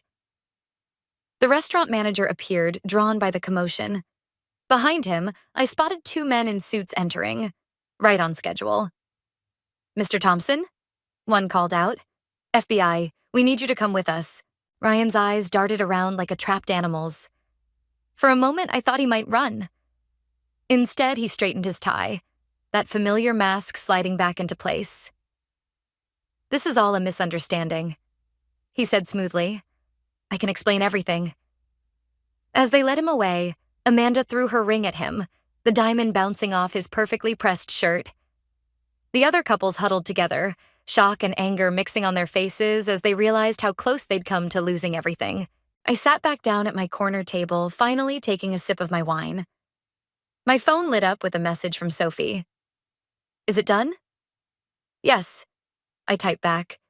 He'll never hurt anyone again. The wine tasted bitter, victory mixing with something else. Not regret exactly, but a hollow feeling where satisfaction should have been. I thought it would feel different watching him fall. Instead, I just felt tired. My phone buzzed again. Mom had sent a photo of Dylan sleeping, clutching his favorite stuffed elephant. That's when the tears finally came. Not for Ryan, or the life we'd lost, but for the future we'd saved. The courthouse hallway felt endless as I walked toward the hearing room, my heels echoing against marble floors. Behind me, I heard the whispers, felt the stares. Ryan's arrest had made headlines, and now everyone knew the story, or thought they did. I pushed open the heavy doors, and there he sat, wearing an orange jumpsuit instead of his usual designer suit. The sight should have been satisfying. Instead, it made my stomach turn. Mrs. Thompson, his lawyer called out, intercepting me before I could sit down. A moment, in the corner, Ryan watched us with that familiar, calculating expression. I'd seen that look before, when negotiating house prices, when convincing clients to invest, when promising Sophie and Amanda their perfect futures. We have a proposition, the lawyer said quietly, one that could benefit everyone. Everyone meaning Ryan? Meaning Dylan. He paused, letting that sink in.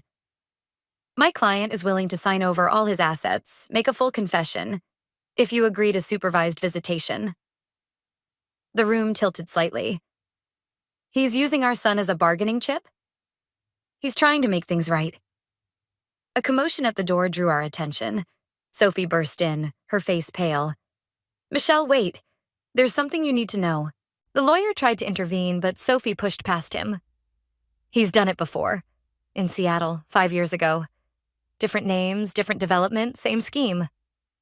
Her voice cracked. A woman killed herself when she lost everything. Her daughter was Tom's age. The floor seemed to drop out from under me. I looked at Ryan, searching for any sign of remorse, any crack in his perfect mask. He just smiled. That same charming smile that had convinced me, convinced all of us, that he was something he never was. Your Honor, his lawyer started, but I cut him off. No deals. My voice sounded strange, distant. No visitation, no mercy. Ryan finally spoke, his voice carrying across the room. You're going to tell our son his father's in prison? That's your idea of protecting him? Better than letting him grow up thinking lies are love. I turned to the judge. I'd like to make a statement. But before I could speak, Mark Davis burst into the courtroom, clutching papers. Stop. Everything he told you about Seattle was a lie. There's more, so much more. The next hour passed in a blur of revelations. 3 cities, dozens of victims, millions stolen. With each new detail, I felt myself shrinking, drowning in the magnitude of what Ryan had done, what I had failed to see. Later, in the bathroom, I splashed cold water on my face, trying to wash away the horror of it all. The door opened and Amanda stepped in, her engagement ring gone. I thought I knew him, she said quietly. We all did. That was his gift. My reflection looked haunted, hollow, making us see what we wanted to see. The investigators found something else, Amanda said. In his private email, plans for after the arrest, for Dylan. My heart stopped. What plans? He has money hidden overseas, and people willing to... She couldn't finish. The world narrowed to a pinpoint. Ryan wasn't just trying to negotiate visitation.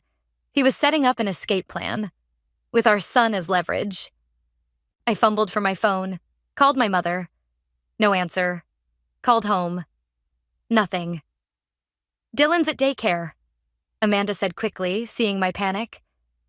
I checked before coming here. He's safe. But for how long? The question echoed in my head as I ran from the courthouse, my carefully planned revenge crumbling around me. I'd thought exposing Ryan would end this. Instead, I'd just given him nothing left to lose.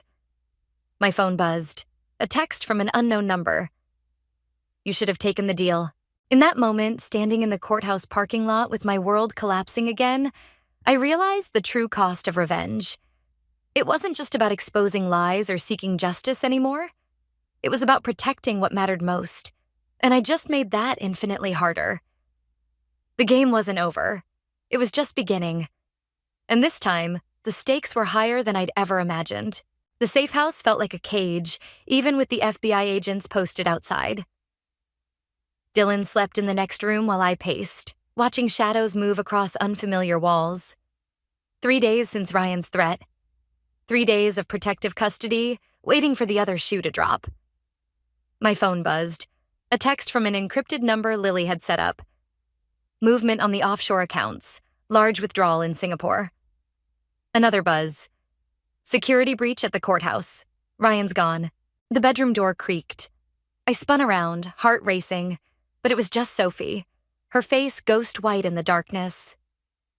They found Mark, she whispered, in his car. He's alive, but...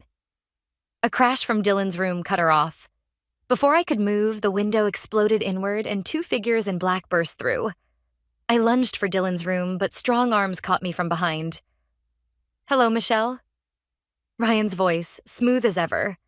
Miss me? The overhead lights flickered on. Ryan stood in the doorway wearing a guard's uniform, his perfect mask finally cracked around the edges. 2 men held Sophie against the wall. Through the broken window, I saw the FBI agent slumped on the ground. Dylan stays asleep, Ryan said quietly. Or this gets messy. How did you... Money talks, especially to underpaid federal agents. He stepped closer, that familiar smile twisting into something cruel. You should have taken the deal. You're not taking him. My voice stayed steady, even as fear clawed at my throat. Actually, I am. But first, he pulled out a stack of papers. You're going to sign these. Full custody, no visitation, no contact. Your choice whether Dylan grows up thinking his mother abandoned him or died trying to stop me. Sophie made a small sound, and one of the men pressed harder against her throat. You really think you can disappear? I asked, playing for time. Every law enforcement agency in the country? We'll be chasing shadows while we're living comfortably in a country with no extradition treaty. Ryan's eyes flickered to Dylan's room. He'll forget you eventually. Children are adaptable. Something inside me shifted, a clarity cutting through the fear. I saw Ryan clearly for the first time. Not the charming mask or the calculating monster, but something smaller, desperate. You know what your mistake was? I asked, taking a step forward. Not the affairs or the fraud or even the threats. It was thinking you knew me. His smile faltered slightly. The old Michelle would have been paralyzed by fear right now. Would have signed anything to keep the peace. Another step. But you created this version of me. The one who learned to play the long game. A sound outside. Car doors closing. Ryan's head turned slightly. You taught me how to set a trap. I continued. How to make someone so focused on one threat they miss the real danger. Shouts erupted outside. Ryan's men moved toward the window, dragging Sophie with them. The offshore accounts? I smiled. A trail we wanted you to follow. The courthouse breach? Staged. Even the FBI agents outside were actors. The real team's been waiting for my signal since you walked in. The door burst open. Real agents poured in, weapons raised. Ryan lunged for Dylan's room, but I was already there, blocking his path. You're right about one thing, I said as they took him down. Children are adaptable. Dylan will forget you. And that's the best gift I could give him. Later, as dawn broke over the safe house, I sat with Sophie while the FBI processed the scene. How did you know he'd come himself? She asked. Because he couldn't stand that someone else had outplayed him. His ego wouldn't let him trust anyone else to fix it. Dylan stirred in his sleep, clutching his stuffed elephant. I touched the small transmitter hidden inside it, the one that had been broadcasting everything to the FBI since Ryan's first threat. The thing about revenge, I said quietly, is knowing when to let it go. Sometimes the best victory is just making sure they can never hurt anyone again. Sophie nodded, understanding in her eyes. What now? I watched the sun rise, feeling lighter than I had in months. Now we rebuild, but this time on our terms, not his. The envelope arrived on a crisp autumn morning, just as Dylan was mastering his first complete sentence. I recognized Sophie's handwriting immediately, though I hadn't heard from her since the trial. Mama, look. Dylan pointed at a falling leaf while I opened the letter, his other hand gripping the playground railing. The park had become our sanctuary, a place where the whispers and stares couldn't reach us. Sophie's words blurred on the page. I'm moving to Seattle with Tom. Starting over where Ryan first began his schemes feels right somehow, like closing a circle. The victims' families there. They deserve to know the truth, to heal. A child's laughter drew my attention. Tom was pushing Dylan on the swing, both boys oblivious to the weight of their shared history. Sophie had brought him for one last play date before their move. They'll forget, Sophie said, appearing beside me. That's what everyone keeps telling me, that Tom will forget Ryan, the promises, the pain. But we won't, I replied, watching our sons play. No. She handed me a newspaper clipping, Ryan's sentencing. 20 years, no possibility of early release. I heard he tried to charm the judge at the end. Some speech about redemption. Old habits. I folded the clipping without reading it. Did it work? The judge called him a predator in a prince's clothing. Sophie smiled slightly. Your testimony sealed it. The way you described his methods, his manipulation, it helped the other victims come forward. Dylan ran over, leaves stuck in his curls. Mama, swing. As I pushed him higher, I thought about Ryan's last words to me in court. You'll never truly be free of me. He'd meant it as a threat, but watching Dylan laugh, fearless and pure, I realized Ryan had given me something he never intended. Strength I never knew I had. The support group is helping, Sophie said when I returned. The other families, they understand. No judgment. Just Healing. Is that why you're really going to Seattle? She nodded. They need someone who understands both sides, victim and accomplice. Her voice caught. I have to make it right. Tom called out to her, proud of something he'd found. The way she looked at him, fierce love mixed with lingering guilt, mirrored what I felt every time Dylan asked about his father. We protected them in the end, I said. That's what matters. You protected everyone. I just wish... She trailed off, watching Tom. I wish I'd been stronger sooner. I thought about the day Sophie first appeared on my doorstep, how that moment had shattered my world and ultimately rebuilt it stronger. We were strong exactly when we needed to be. Later, after they'd left for their new life across the country, I found a second letter in the envelope. This one was addressed to Dylan, marked, "For when he's older." I didn't read it. Instead, I placed it in the box where I kept the important things: Dylan's first drawing, the key to our new house, the business card for my recently launched consulting firm. Not to preserve the pain, but to remember the strength that grew from it. Dylan tugged at my sleeve, ready for his afternoon nap. As I carried him home, he pointed at a bird soaring overhead.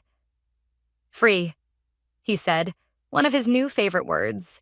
I held him closer, thinking about Ryan's threat of never being free. He'd been wrong about that, just like he'd been wrong about so many things. Freedom wasn't about forgetting the past or even forgiving it.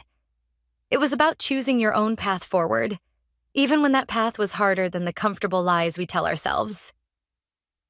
Yes, baby, I whispered to Dylan as he drifted off to sleep. We're free. And for the first time since this all began, I truly believed it. I never thought my life would change because of a vintage Hermes scarf, but that's exactly what happened last spring at Second Chance's thrift store. My name is Felicity, and I probably spend way too much time hunting for hidden fashion treasures between racks of other people's cast-offs. But this particular Thursday was different.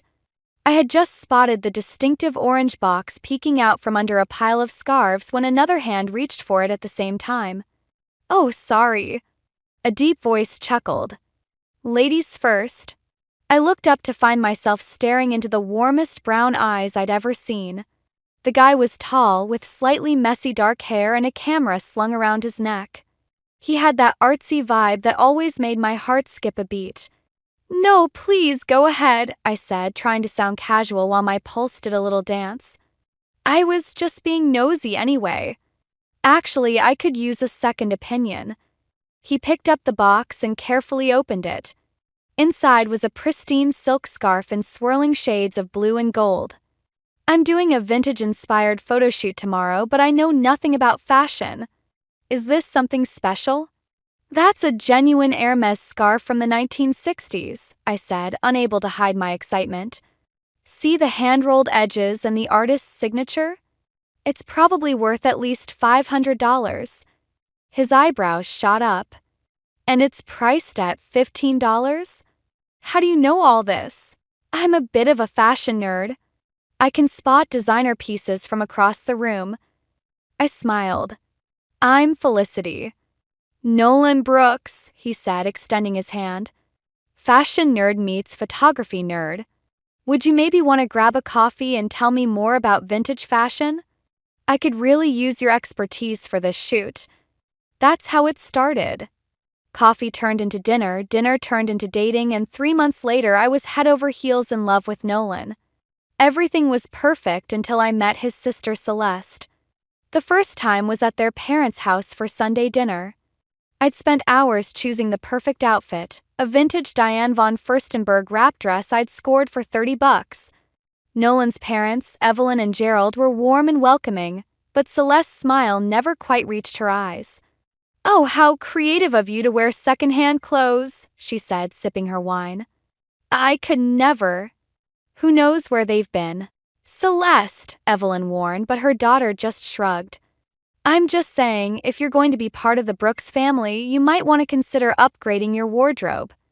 We have certain standards to maintain. I felt my cheeks burn as Nolan squeezed my hand under the table. Actually, Felicity has an amazing eye for fashion. She's helping style my upcoming magazine shoot. Really? Celeste's perfectly manicured eyebrows arched. How interesting. I just got engaged to Marcus Hale, of Hale Industries. We're planning the wedding of the season. Something in her tone made me uneasy, but I pushed the feeling aside. This was Nolan's sister, after all. I needed to make this work. Later that night, as Nolan drove me home, I caught him glancing at me worriedly. I'm sorry about Celeste. She can be intense sometimes. It's fine, I said, even though it wasn't. She's probably just protective of her family. What I didn't say was how I'd seen Celeste watching me throughout dinner, studying every move I made, every word I spoke. I didn't mention how she'd cornered me in the kitchen and grilled me about my background, my job, my plans for the future. And I definitely didn't tell Nolan about the way she'd smiled when I mentioned wanting a small, intimate wedding someday, a smile that made me feel like I'd just handed her ammunition. I had no idea then that this was just the beginning, that Celeste Brooks was about to turn my life into her own personal chess game. But looking back now, I should have seen it coming. After all, the best vintage pieces always come with a history, and some of them hide dark secrets beneath their beautiful surfaces. The next few weeks were a blur of family dinners and forced smiles. I kept telling myself things would get better with Celeste, but each interaction left me feeling more like an outsider. Tonight was supposed to be different, a casual barbecue at the Brooks house to celebrate Nolan's latest magazine cover. I arrived early to help Evelyn in the kitchen, wearing a vintage Chanel blazer I'd restored myself. As I chopped vegetables, she touched the fabric admiringly.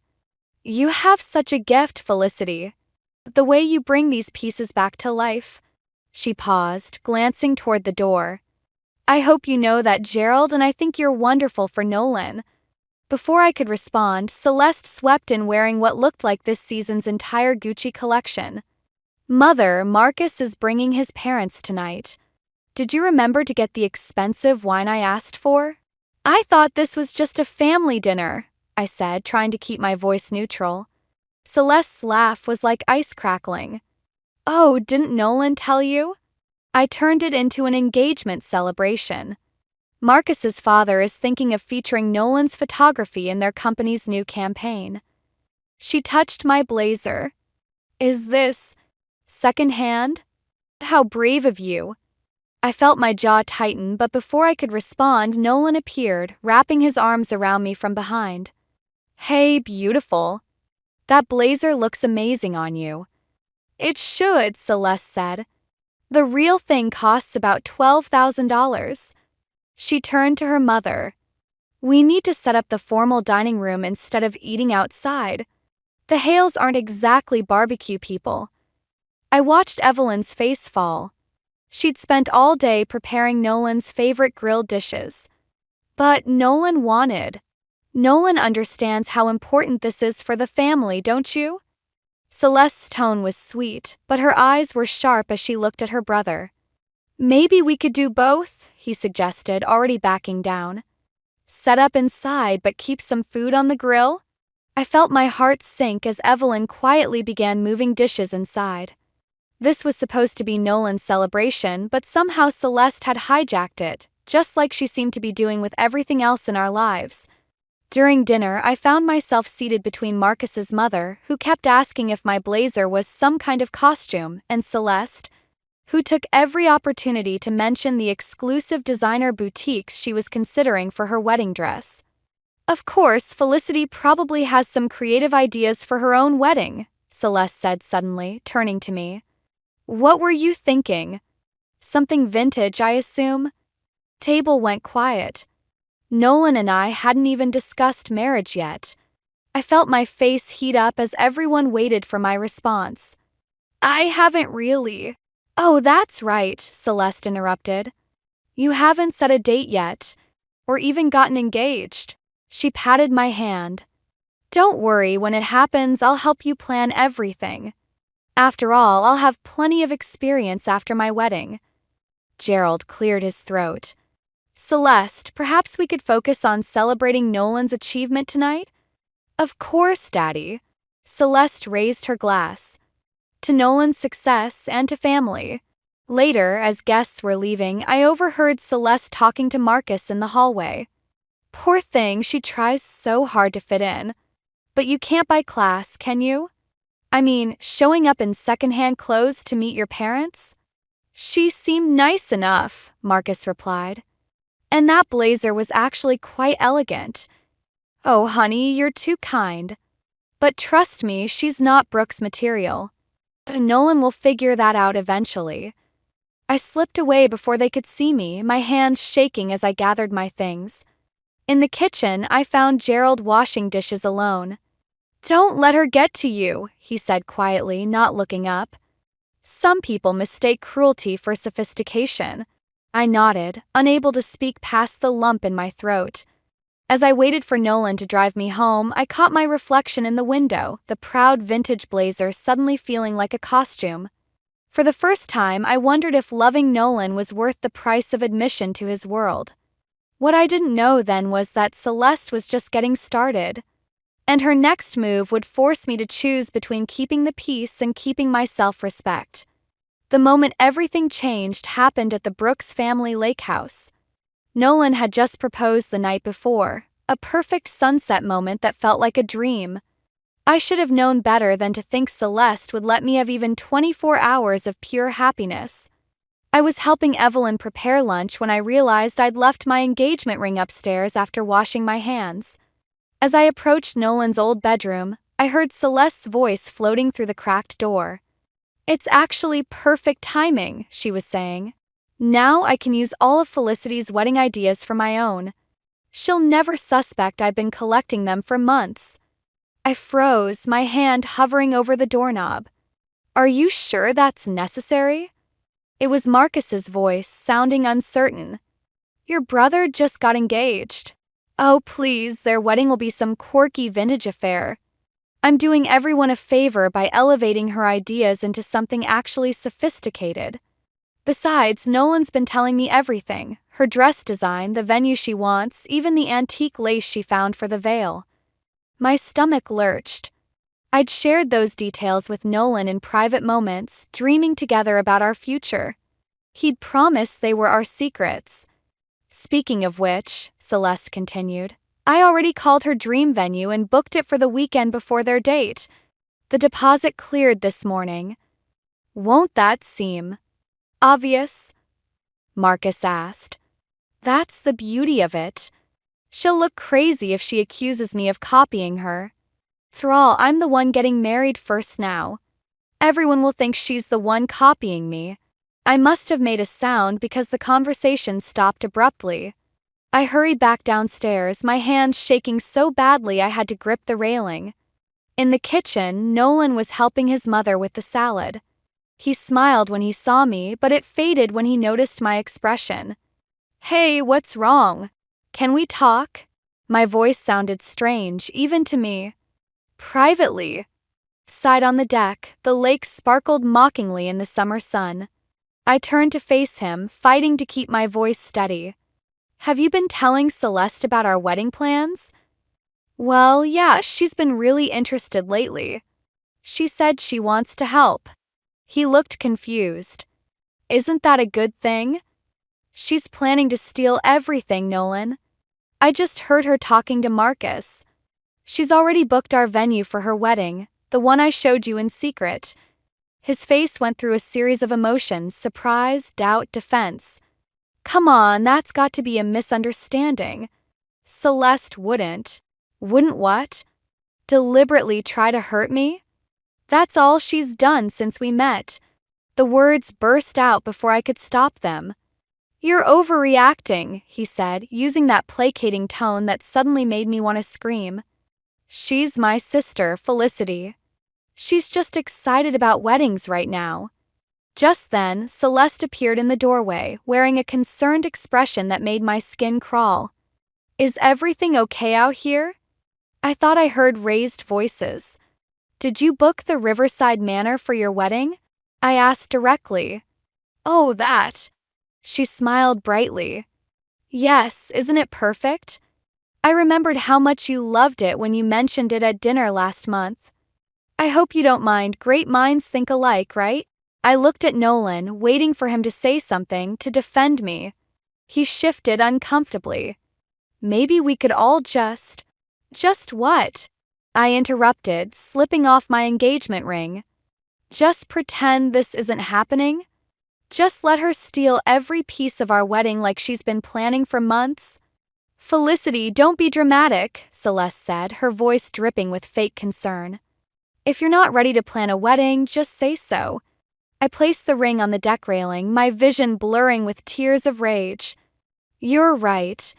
I'm not ready. Not for this family, not for a husband who won't stand up for me.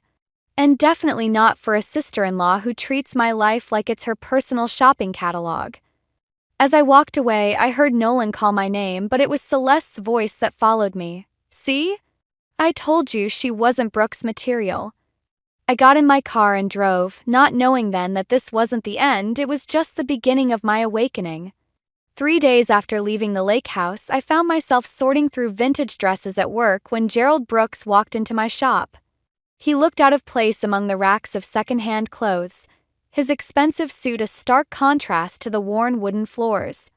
Interesting place you have here, he said, running his finger along a 1950s Dior dress. Evelyn mentioned you restore these? I nodded, unable to find my voice. Was he here to convince me to come back? To defend Celeste? Nolan's been miserable, he continued, but his tone wasn't accusatory. Though I suspect that's not entirely about losing you. What do you mean? The Hales pulled their advertising campaign. Apparently, Marcus had some concerns about working with our family. He picked up a vintage brooch from the display case. Celeste is blaming you, of course.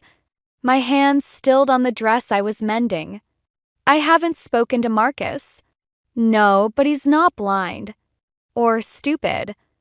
Gerald set the brooch down carefully. He came by the house yesterday, asking questions about Celeste's sudden interest in vintage weddings and unique venues. Before I could respond, the shop door chimed. Nolan walked in, stopping short when he saw his father. Dad? What are you doing here? Just leaving, actually. Gerald squeezed my shoulder as he passed. Remember what I said about authenticity, Felicity. Some things can't be copied no matter how hard people try. After he left, Nolan and I stood in uncomfortable silence. He looked tired, his usually perfect hair messy like he'd been running his hands through it. You left your ring, he said finally. You left me to face your sister alone. He winced. I talked to her. She agreed to change her wedding venue. That's not the point, Nolan. I picked up a damaged silk scarf, focusing on the torn edges rather than his face. She's been systematically trying to destroy anything good in my life, and you've been helping her do it. She's my sister, and I was supposed to be your wife. My voice cracked on the last word. But you couldn't even tell her to back off when she was literally stealing our wedding plans. I didn't think, he stopped, frustrated. Look, I brought something to show you. He pulled out his phone, showing me a series of texts from Celeste. My stomach turned as I read them, detailed questions about my wedding ideas, our private conversations, even photos she'd asked him to take of my design sketches. See? She was just excited about wedding planning. She wanted to help. I stared at him, realizing with sudden clarity that he truly couldn't see what was right in front of him. Or worse, he didn't want to. Your father said Marcus pulled the advertising campaign, I said quietly. Did you ever wonder why? Nolan's face clouded. Celeste said you must have said something to him. Of course she did. I laughed, but it wasn't a happy sound. And you believed her just like you always do. The shop door chimed again. This time it was Marcus himself, looking uncomfortable but determined. Sorry to interrupt, he said. Felicity, could we talk? About Celeste. Nolan stepped between us. Whatever she told you about my sister. She hasn't told me anything, Marcus cut in. That's why I'm here. I need to know if I'm making a mistake trusting Celeste. The irony of the moment wasn't lost on me, Celeste's fiancé coming to me for the truth while her own brother stood there defending her lies. I looked at Nolan, giving him one last chance. Do you want to tell him about the texts? About how your sister has been planning to steal my wedding piece by piece? Nolan's silence was deafening. I think you should go, I told him, turning away to hide my tears. Both of you. Whatever Celeste is or isn't doing, it's not my problem anymore. As they left, I heard Marcus ask Nolan, Did you really not see what she was doing to Felicity? I didn't hear Nolan's response, but I didn't need to. His silence had already told me everything I needed to know about where his loyalties lay. What I didn't realize then was that Marcus's visit would set in motion a chain of events that would change everything, not just for me and Nolan, but for the entire Brooks family. A week after Marcus's visit to my shop, I received an invitation to Celeste's wedding. Not just any invitation, an exact replica of the custom design I'd sketched in my private journal, the one I'd only ever shown to Nolan. My hands shook as I read the date, exactly 2 weeks before what would have been my wedding day. I was still staring at it when Evelyn called. I know this is awkward, she said, her voice strained. But Celeste insists you come.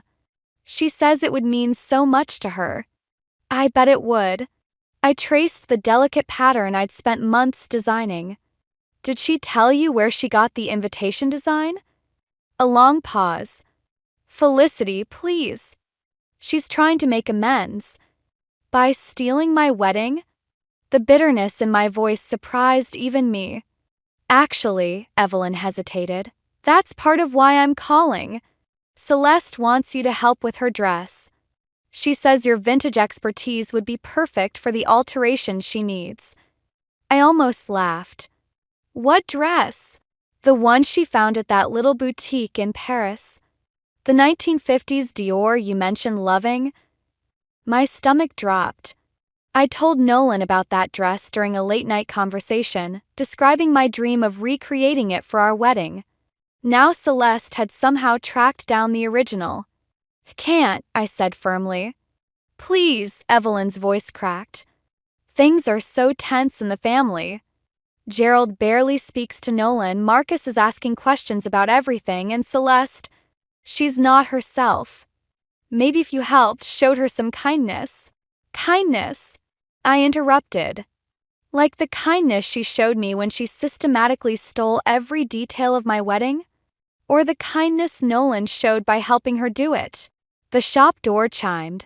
Celeste walked in, wearing a triumphant smile and carrying a garment bag. I'll call you back, I told Evelyn, hanging up before she could respond. Surprise! Celeste sang out, laying the bag across my counter. I need your magic touch with this. It's a bit delicate and you're the only one I trust. She unzipped the bag, revealing the exact dress I'd dreamed of wearing. The ivory silk was just as beautiful as I'd imagined. How did you find it? I asked, my voice hollow. Oh, Nolan mentioned how much you loved it. I had my connections track it down. She smiled sweetly. Consider this my olive branch. You help me with the alterations, and maybe we can put all this unpleasantness behind us. I stared at her, finally seeing clearly what I should have seen months ago. This wasn't about the wedding at all. This was about power, about breaking me piece by piece. No, I said quietly. Excuse me. I said no. I zipped the garment bag closed. Take your dress and get out of my shop. Her smile vanished. You're being ridiculous. This is my wedding we're talking about. No, this was supposed to be my wedding. My dress. My designs. My dreams. I moved around the counter, anger giving me strength. But you couldn't stand that, could you? You had to take everything just to prove you could. You don't deserve any of it, she hissed, mask finally slipping. You're nothing but a second-hand shop girl who got lucky with my brother. I'm doing him a favor by showing him who you really are. And who are you, Celeste? Besides a thief of other people's dreams?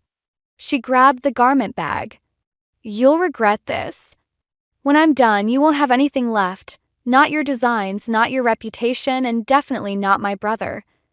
As she stormed out, I noticed Marcus standing just outside the shop window, his face dark with anger. He'd heard everything. I should have felt satisfied, knowing Celeste had finally shown her true colors to her fiancé. Instead, I felt empty, because I knew what came next would be worse than anything she'd done so far. Celeste Brooks didn't just want my wedding anymore.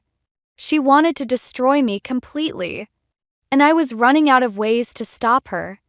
I shouldn't have gone to Celeste's wedding, but something pulled me there, maybe the same instinct that makes people slow down to watch car crashes. I slipped into the church just as the ceremony was starting, staying in the back where shadows could hide me. Everything was mine. The vintage lace draped along the pews, the hand-pressed flower arrangements, even the specific shade of ivory I'd spent months tracking down.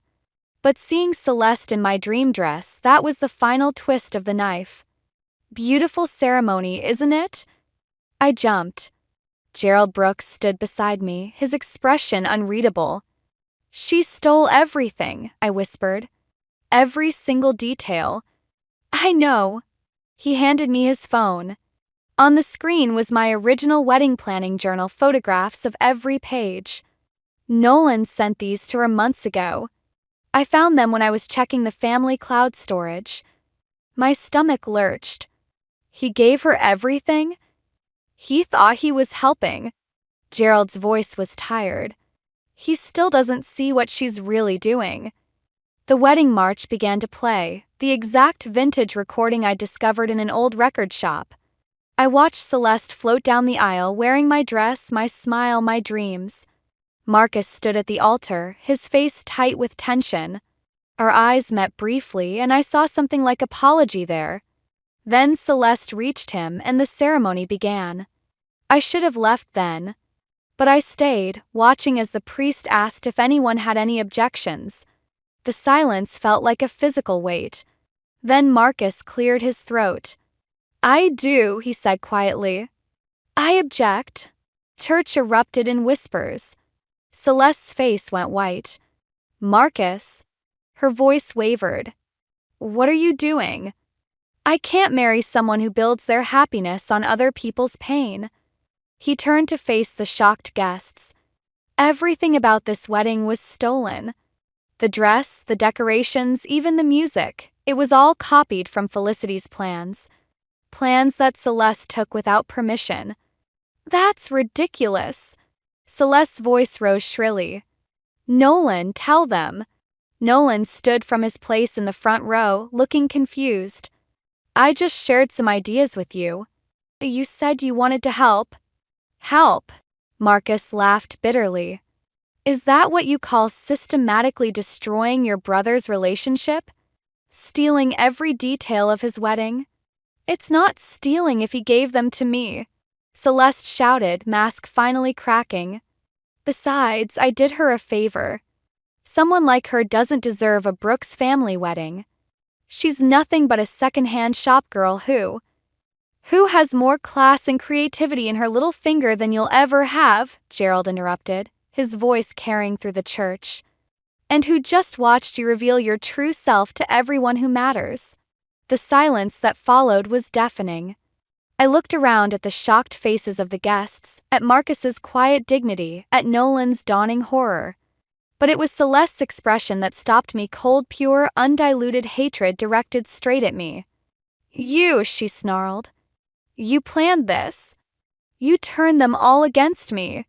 She lunged forward, but instead of coming for me, she grabbed the vintage lace runner from the nearest pew and yanked. Carefully arranged flowers crashed to the floor. In seconds, she was tearing through the decorations like a tornado, destroying everything she'd stolen from me. Celeste, stop. Nolan tried to grab her arm, but she shoved him away. This is all your fault, she screamed at me. You took everything from me, my brother, my fiancé, my family's respect. I'll make sure you never have anything of your own. As security finally pulled her away, I caught Nolan's eye. The guilt and shame on his face should have felt like victory. Instead, I just felt empty. I slipped out during the chaos, but not before I heard Celeste's final threat. This isn't over, Felicity. I'll make you pay for this. Walking home in the fading light, I realized she was right about one thing. It wasn't over. Because now I had to decide. Was protecting myself worth destroying what remained of the Brooks family? And more importantly, could I live with either choice? The answer would change everything, I just didn't know how much yet. The morning after the failed wedding, I found Celeste waiting outside my shop. She wasn't wearing designer clothes anymore, just jeans and a sweater that made her look almost normal. Almost human. "We need to talk," she said quietly. I unlocked the door, letting her follow me inside. The shop felt different somehow, like a stage set for whatever was about to happen. "I lost everything yesterday," Celeste said, running her finger along a vintage dress rack. "Marcus won't return my calls. Mother can barely look at me. Even Nolan." Her voice cracked. "I didn't make you do any of it," I said, keeping the counter between us. "You chose to steal my wedding plans. You chose to lie. Because you took my brother from me." She whirled around, mask cracking. "He was all I had, and you just walked in with your perfect vintage finds and your creative talent and your authenticity." She spat the word like poison. "Nolan made his own choices." "Did he?" She pulled out her phone. "Because he's outside right now, ready to choose again." My heart stopped as Nolan walked in, looking trapped between us. "Tell her," Celeste demanded. "Tell her what you decided." Nolan wouldn't meet my eyes. "The family needs to heal, Felicity. We need to put this behind us. Maybe if you apologize to Celeste." Apologized? The word felt like glass in my mouth. For turning Marcus against her. For humiliating her at the wedding. I stared at him, finally seeing the truth. "You still don't get it, do you? She didn't just steal my wedding plans, Nolan. She tried to steal my entire life, and you helped her do it. I never meant." "No, you never meant anything." "That's the problem." I turned to Celeste. "You want an apology? Fine.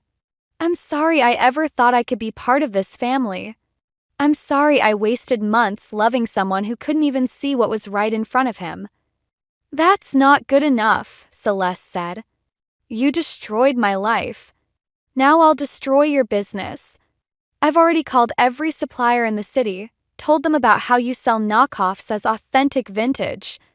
"Actually," a new voice interrupted, "you won't be doing that."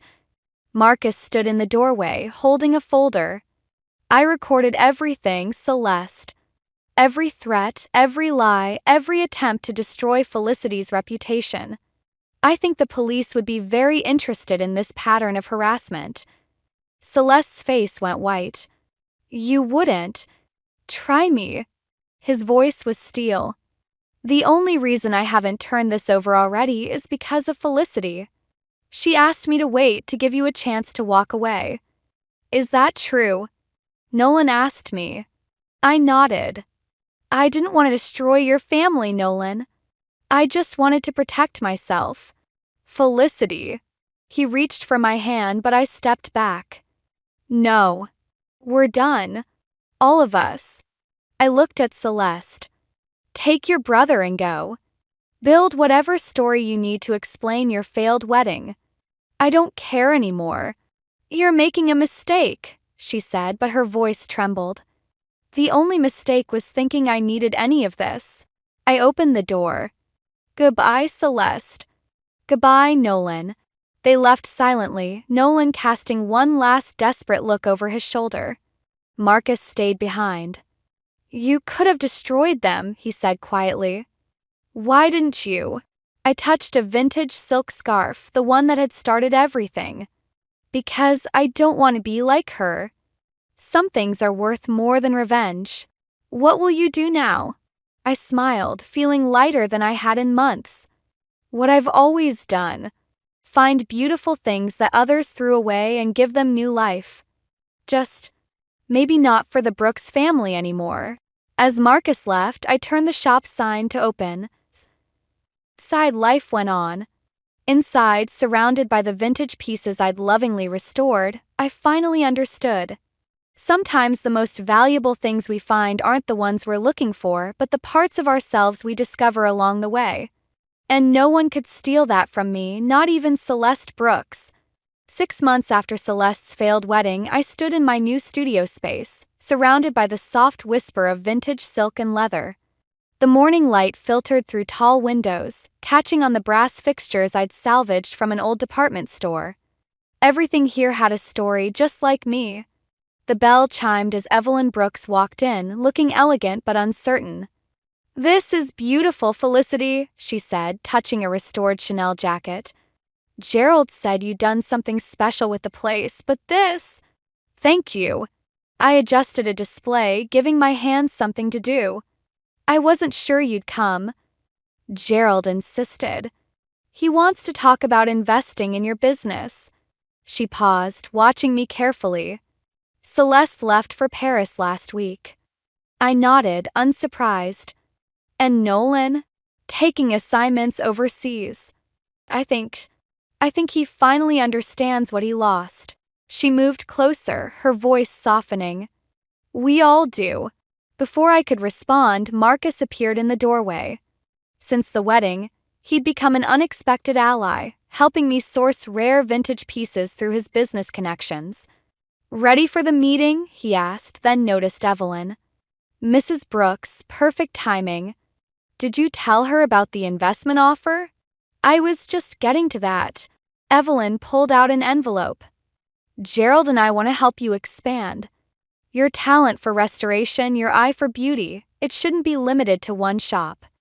Inside the envelope was a business proposal, funding for a chain of high-end vintage restoration boutiques, with me as creative director. The kind of opportunity I'd once dreamed about sharing with Nolan. "I don't know," I said slowly. "The Brooks family and I don't have the best history with partnerships." "That's exactly why it needs to be you," Gerald said, appearing behind his wife. "Someone who chose integrity over acceptance. Who showed our family what we'd become." "And what about Celeste?" "Nolan. They'll learn to live with it," Gerald said firmly. "Just like they're learning to live with their choices." Marcus touched my arm gently. "You don't have to decide now. But don't let what happened stop you from building something amazing."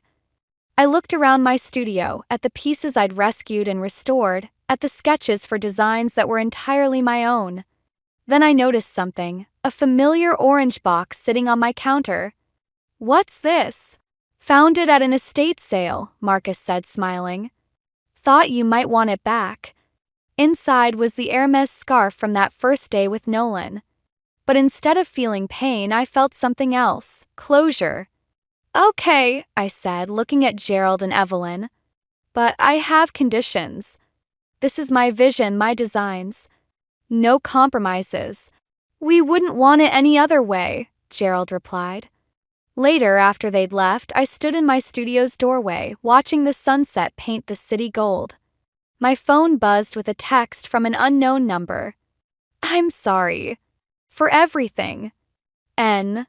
I didn't respond. Some vintage pieces are better left in their boxes, preserved as memories of who we used to be. Instead, I walked to my workbench where a damaged 1940s evening gown waited for restoration. Its beading was scattered, its seams frayed, but I could see its potential. Just like I'd finally seen my own. The bell chimed again. A young woman walked in, wearing uncertainty like I once had. "I found this at a thrift store," she said, holding up a worn designer bag. "Everyone says it's not worth fixing, but you see something in it," I finished, recognizing that familiar hope. "Let me show you what it could become." As I led her to my workbench, I realized something. Sometimes the most valuable things we restore aren't the vintage pieces we find, but the parts of ourselves we thought were broken beyond repair. And sometimes, just sometimes, letting go of a dream makes room for something even better to take its place. I picked up my tools and began to work, ready to write my own story, one stitch at a time. I always thought my 30th birthday would be different. Maybe a surprise party, a romantic getaway, Or at least a cake that wasn't passive-aggressively decorated with "Happy Birthday to our special daughter-in-law" in Linda's perfect cursive handwriting. I'm Lucy, and this is the story of how I burned my life to the ground and smiled while I watched it happen. "Open it, dear. Jason and I picked it out specially for you," Linda chirped, her perfectly manicured hands clasped together in anticipation. The wrapped package sat heavy in my lap, mocking me with its pristine pink bow. I could feel Jason's eyes on me, that familiar half-smirk playing on his lips, the same look he'd given me last week when I discovered he'd borrowed another $5,000 from our savings for his latest business venture. "Come on, babe. Mom spent ages choosing this," he urged, already reaching for his phone, probably texting that Zoe woman again about their revolutionary startup idea. I peeled back the paper, my stomach already knotting. Inside was a glossy brochure and enrollment papers for something called The Modern Homemaker's Journey, Becoming the Wife He Deserves. "It's a 12-week course," Linda beamed. "They teach everything: cooking, cleaning, household budgeting, even how to properly support your husband's ambitions." She leaned forward, lowering her voice. "Heaven knows you could use some guidance in that department." The room went quiet. Even the ceiling fan seemed to hold its breath. "Wow," I managed, my voice eerily calm. "This is something." "Mom's right, Lucy," Jason chimed in, not looking up from his phone. "You've been so distant lately. Maybe this could help us get back on track." I thought about the double shifts I'd been pulling at work to cover his failed cryptocurrency investment, about the promotion I'd turned down because he needed me to be more present during his juice bar phase, about the dreams I'd packed away, one by one, like Christmas ornaments you know you'll never use again. "Thank you, Linda. This is very thoughtful." The words tasted like acid. "Oh, sweetie." She reached over to pat my hand. "We just want what's best for you. You know that, right?" I nodded, forcing a smile that felt like it might crack my face.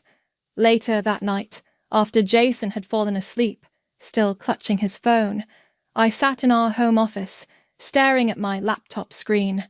The law school application form glowed back at me, cursor blinking in the personal statement field.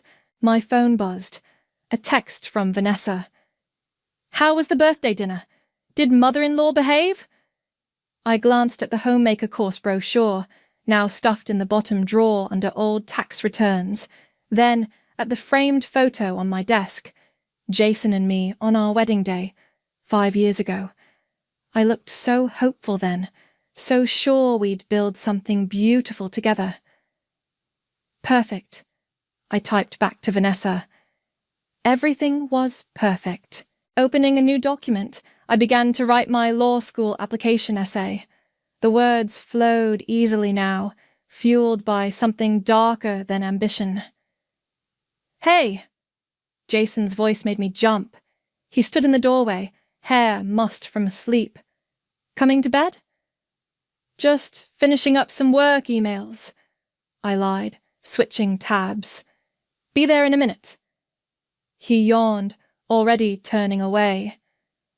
"Don't stay up too late.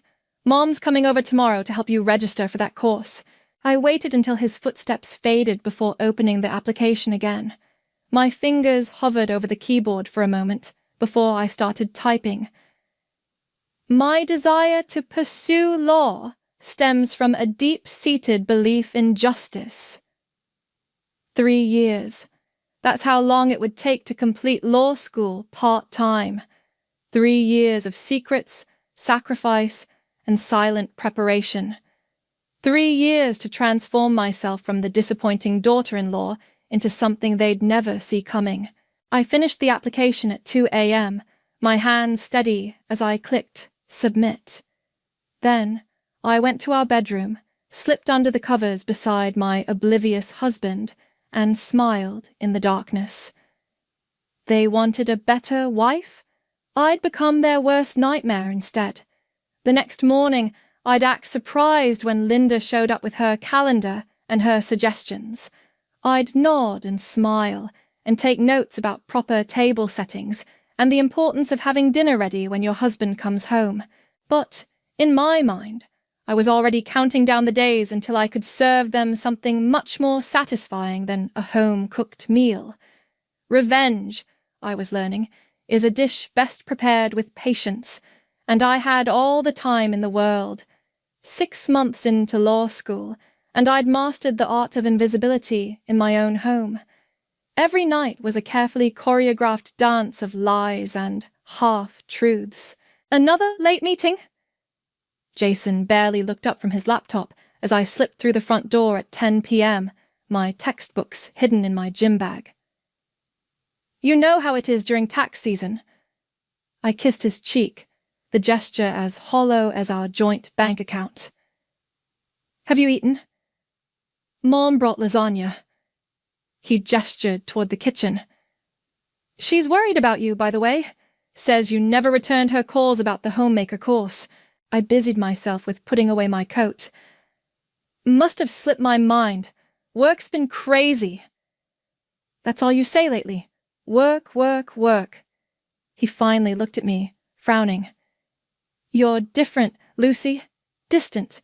What Mom thinks isn't always gospel, Jason. The words came out sharper than intended. His face darkened. At least she makes an effort. When's the last time you even cooked dinner? I bit back the response I wanted to give, about his latest failed venture, eating through our savings, about the credit card bills I'd discovered hidden in his desk drawer. Instead, I smiled tiredly. You're right. I'll do better. The next morning, Vanessa cornered me at our usual coffee spot. You look like hell, she said, sliding into the booth. How long can you keep this up? As long as it takes. I wrapped my hands around my coffee cup, savoring its warmth. I aced my contract's midterm yesterday. While your marriage is failing? She leaned forward, lowering her voice. Lucy, this isn't healthy. The secrecy, the revenge planning. You're not yourself anymore. Maybe I'm finally becoming myself, I countered. Before she could respond, my phone buzzed, Linda's name flashing on the screen. I declined the call. That's the 3rd time this morning, I explained to Vanessa's raised eyebrow. She's probably calling about the course again. Or maybe she's genuinely concerned about you. I laughed, the sound bitter even to my own ears. You don't know her like I do. That evening, I came home to voices in the kitchen. I froze in the hallway, my heart pounding. Just not the same anymore. Linda's voice drifted out. She's neglecting her duties as a wife, Jason. I warned you about career women. I know, Mom. Jason sighed. But what can I do? She won't listen. Well, she's certainly not supporting your dreams. That new business opportunity you mentioned. The crypto trading platform? I haven't told her yet, after what happened with the juice bar. Darling, that's exactly the problem. A proper wife should stand behind her husband's ambitions. Instead, she's becoming cold, calculating. I stood there, my law books heavy in my bag, listening to them dissect my failures as a wife. Each word strengthened my resolve. Later that week, I met with Professor Clark during her office hours. Your analysis of the Harrison case was exceptional, she said, studying me over her reading glasses. You have a natural talent for this. Thank you. I hesitated, then added, Sometimes I wonder if I'm doing the right thing. She set down my paper. Law school is demanding. It's natural to have doubts. It's not just school. The words tumbled out before I could stop them. My husband doesn't know I'm here. His mother, they think I'm taking homemaker courses. Instead of judgment, I saw understanding in her eyes. You know, Lucy, the law isn't just about justice. It's about power, about having the tools to protect yourself. Is that what I'm doing? Protecting myself? Only you can answer that. She handed me back my paper. But whatever you're preparing for, make sure you're ready for the consequences. That night, I found Jason in his home office, surrounded by paperwork. Hey, I said softly, everything okay? Just some investment stuff. He quickly shuffled the papers away. Nothing for you to worry about. I noticed a business card on his desk. Zoe Holmes, financial consultant, before he covered it with other documents. You'd tell me if something was wrong, right? I asked, already knowing the answer. Of course, babe. He smiled, but it didn't reach his eyes. Hey, Mom's coming for dinner tomorrow. She wants to discuss something important. I nodded, retreating to our bedroom where my latest legal textbook lay hidden under the mattress. As I pulled it out, a new email notification popped up on my phone. My midterm grades. All A's. Somewhere in the house, I heard Jason on the phone, his voice low and urgent, talking about numbers and deadlines. I opened my textbook to the chapter on family law and started reading. The time for being invisible was coming to an end. The first red flag was the second mortgage. I found the paperwork stuffed behind the printer while searching for a stapler. The second was the lipstick-stained coffee cup in Jason's car. Coral pink, definitely not my shade. But the smoking gun arrived in an unmarked envelope on my desk at work. You might want to see this, the note read, followed by bank statements showing massive transfers to an account I'd never seen before. The signature at the bottom simply read, B. Had to be Bennett, Jason's father, finally showing his hand. I was still staring at the papers when my phone buzzed with Linda's latest text. Darling, we need to discuss Jason's new business venture. He needs our support more than ever, our support, as if she'd ever contributed anything beyond criticism and manipulation. That evening, I arrived home to find Linda already there, perched on our sofa like a vulture in designer clothes. Lucy, dear. She patted the seat beside her. We've been waiting for you. Jason paced near the window, that familiar, excited gleam in his eyes that always preceded financial disaster. Babe, you're not going to believe this opportunity, he started. Zoe and I have been working on something revolutionary. Zoe, I interrupted, watching his face carefully. Your new business partner? Linda jumped in smoothly. Such a lovely girl, so supportive of Jason's vision. Unlike, I prompted, my voice dangerously quiet. Well, dear. Linda's smile turned brittle. Let's be honest. Your attitude lately hasn't been very helpful. Jason needs a wife who understands his potential. His potential to what? Drain our savings again? Jason's face darkened. That's not fair. The juice bar would have worked if... If what? If I'd been more supportive? If I'd smiled prettier while we hemorrhaged money? Lucy, Linda gasped. This negativity is exactly what I'm talking about. A good wife. Would what, Linda? Keep quiet? Look the other way? I pulled out the bank statements. Like looking the other way about this? The color drained from Jason's face. Where did you get those? Does it matter? Want to explain why there's a second mortgage on our house that I never signed for? Or should we discuss the mysterious transfers to... I checked the papers. ZH Enterprises? Linda stood up, smoothing her skirt. I can see you're being hysterical. Jason, darling, perhaps we should discuss this another time. No. I blocked her path to the door. We're discussing it now. All of it. You're neglecting him, Linda hissed. What choice does he have but to seek support elsewhere? Support? Is that what we're calling it? Jason stepped between us. It's not what you think. Zoe's just helping me set up the business structure. While wearing coral lipstick, the silence was deafening.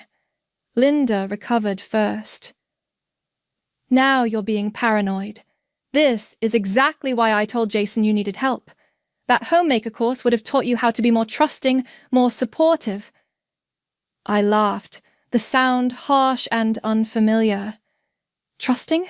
Like you trusted Bennett before he gambled away your retirement? Linda's face went white. How dare you? How dare I what? Tell the truth? The next day, I met Professor Clark in her office, the bank statements spread between us. This is serious, Lucy, she said, examining the documents. If he forged your signature... He did. I'm sure of it. She leaned back, studying me. You're gathering evidence. Wouldn't you? The question is, what do you plan to do with it? Before I could answer, my phone lit up with a text from an unknown number. We should talk. Coffee? Zoe. Professor Clark caught my expression. Something wrong? No, I said slowly. Something's finally right.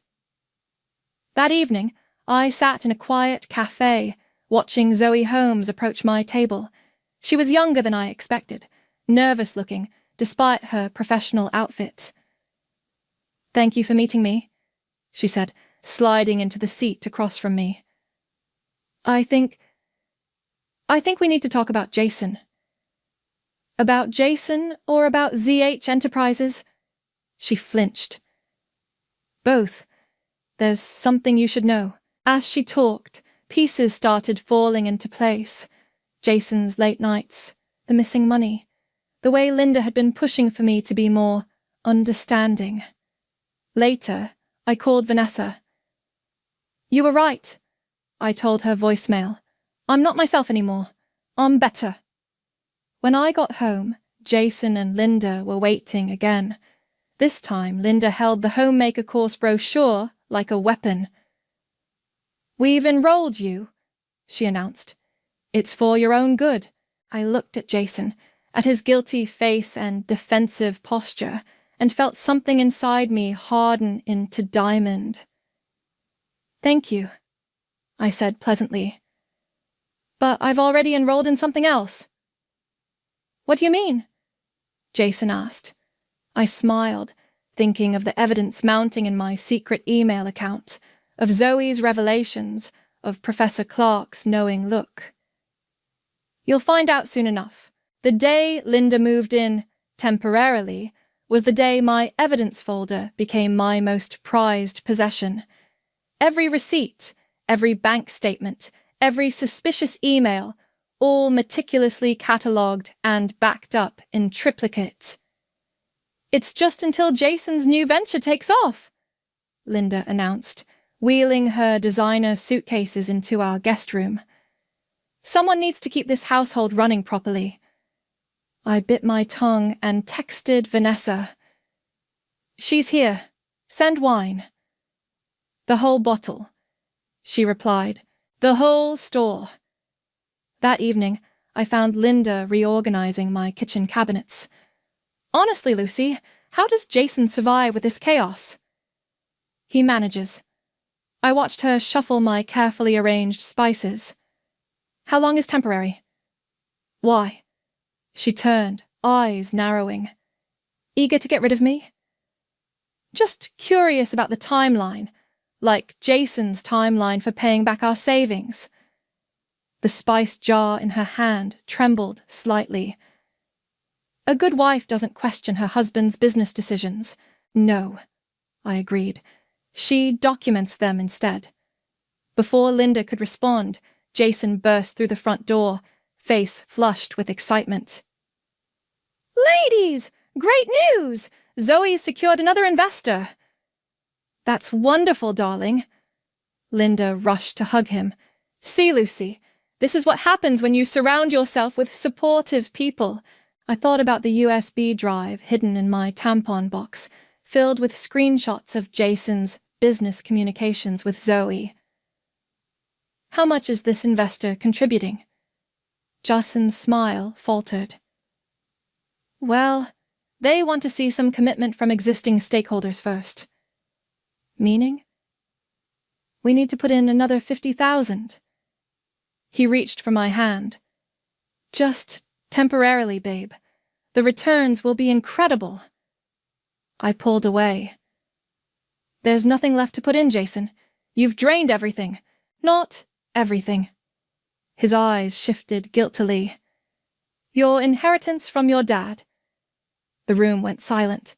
Even Linda looked uncomfortable. My father's life insurance? My voice was barely a whisper. The money I set aside for grad school? Lucy, Linda interjected, sometimes we must sacrifice for those we love. Something snapped. Like you sacrificed for Bennett before he ran off with his secretary? Linda recoiled as if slapped. Jason stepped between us. Don't talk to my mother like that, he shouted. She's only trying to help. Help what? Help you steal my inheritance? Help destroy what's left of our marriage? What's wrong with you lately? He grabbed my arm. You've changed. You're not the woman I married. Let go of me. Not until you explain. I said, let go. I wrenched away just as Vanessa walked in, wine bottle in hand. She froze in the doorway, taking in the scene. Everything okay here? Fine, Jason snapped. Family discussion. Really? Vanessa's eyes locked on my arm, where Jason's grip had left red marks. Looks more like assault to me. Linda gasped. How dare you? Jason would never. I saw what I saw. Vanessa pulled out her phone. Want me to call someone? That won't be necessary, I said quietly. Jason was just leaving, weren't you? He stormed out, Linda hurrying after him. Once they were gone, Vanessa turned to me. Lucy, this has gone too far. You need to tell him about law school. Not yet. I rubbed my arm. I need more time. For what? More evidence? More abuse? You don't understand. No, you don't understand. She slammed the wine bottle down. This isn't just about revenge anymore. You're in danger. Later that night, I sat in my home office, scanning documents. A shadow fell across my desk. Working late again? Linda's voice dripped with false concern. Just catching up on some things. She moved closer, peering at my screen. I quickly minimized the windows. You know, she said softly, I've noticed you're on your computer a lot these days. Always so secretive. Like mother, like son. Her perfectly painted smile tightened. I'm watching you, Lucy. Whatever you're planning. Good night, Linda. After she left, I pulled out the file I'd discovered earlier that day, a folder of forged documents with my signature on them, hidden in Jason's desk, each one a nail in his coffin. My phone buzzed with a text from Professor Clark. Documents received. Meet tomorrow? Yes, I typed back, and bring the forms we discussed. Another text came through, this time from Zoe. He's asking for more money. What should I do? Keep records of everything, I replied. And Zoe? Thank you. I heard Jason and Linda's voices drifting up from the kitchen, discussing my attitude problem and the need for intervention. Let them plot. Let them scheme. They had no idea what was coming.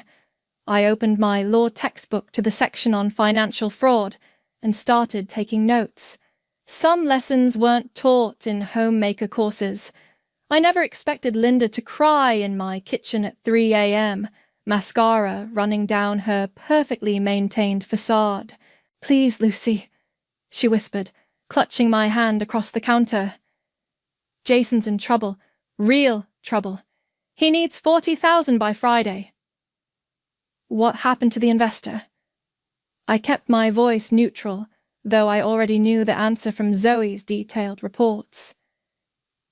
"There was never—" Linda dabbed at her eyes with a monogrammed handkerchief. "The platform, it wasn't quite what they claimed." "You mean it was a scam?" "No!" She straightened defensively. "Just complicated. But if we don't get the money, people will start asking questions." I sipped my tea, letting the silence stretch. "What kind of questions, Linda?" "Legal questions."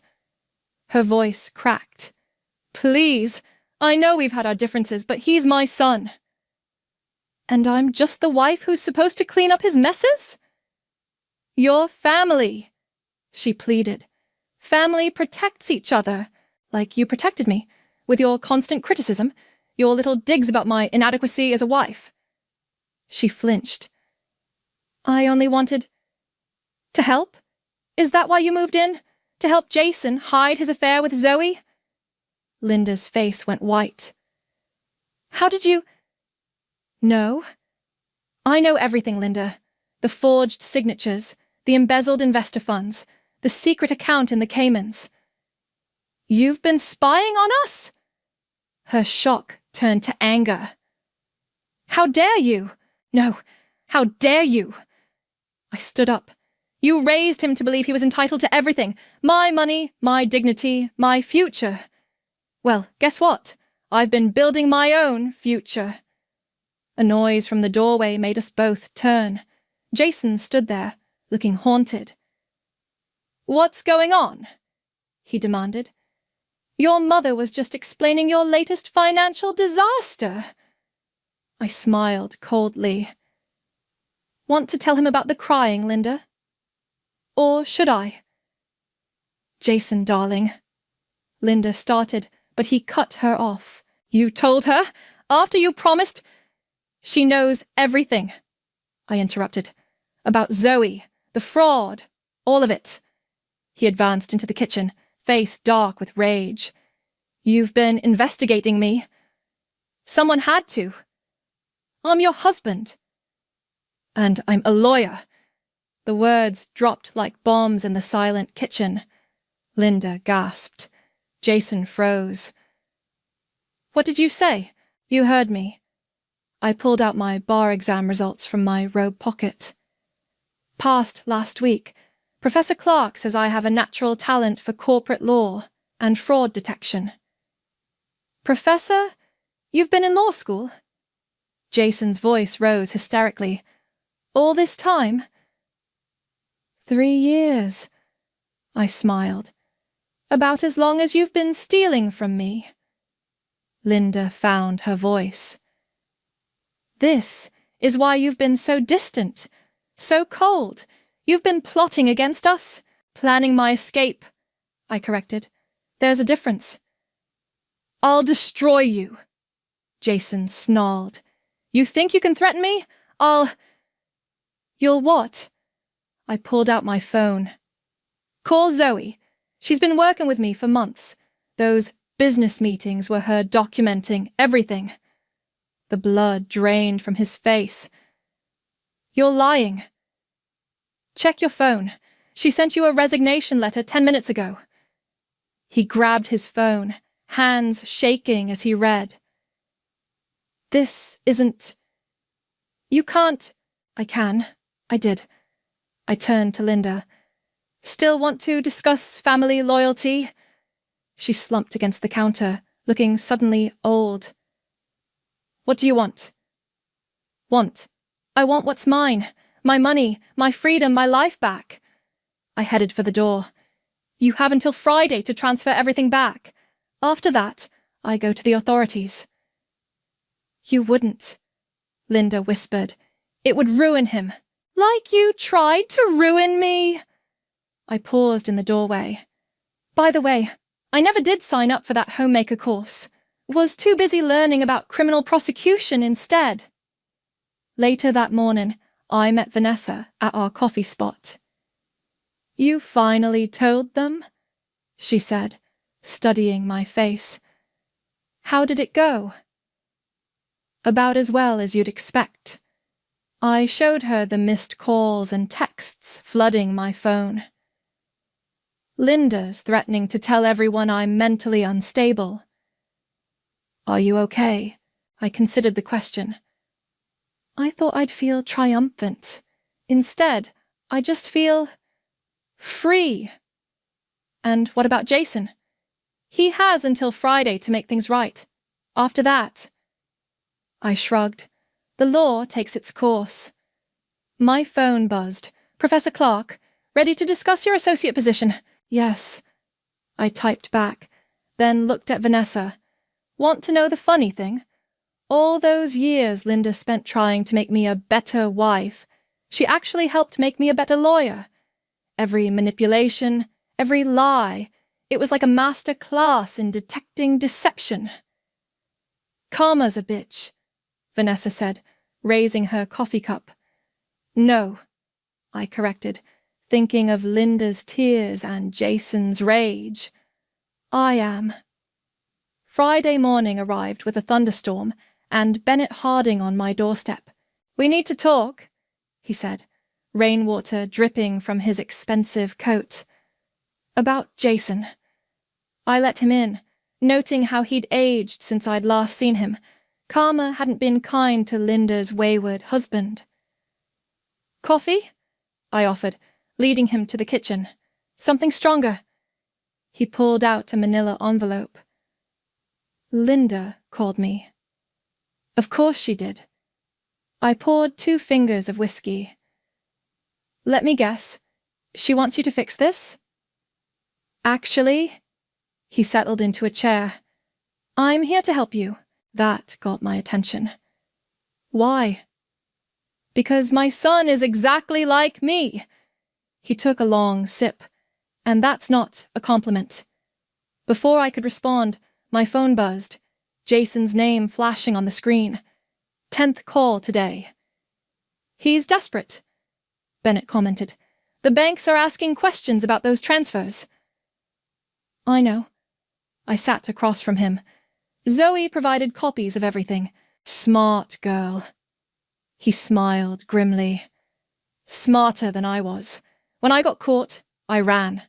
Lost everything, including my self-respect." "Is that why you sent me those bank statements?" "Someone had to wake you up." He slid the envelope across the table. "And these should finish the job." Inside were documents I'd been hunting for months.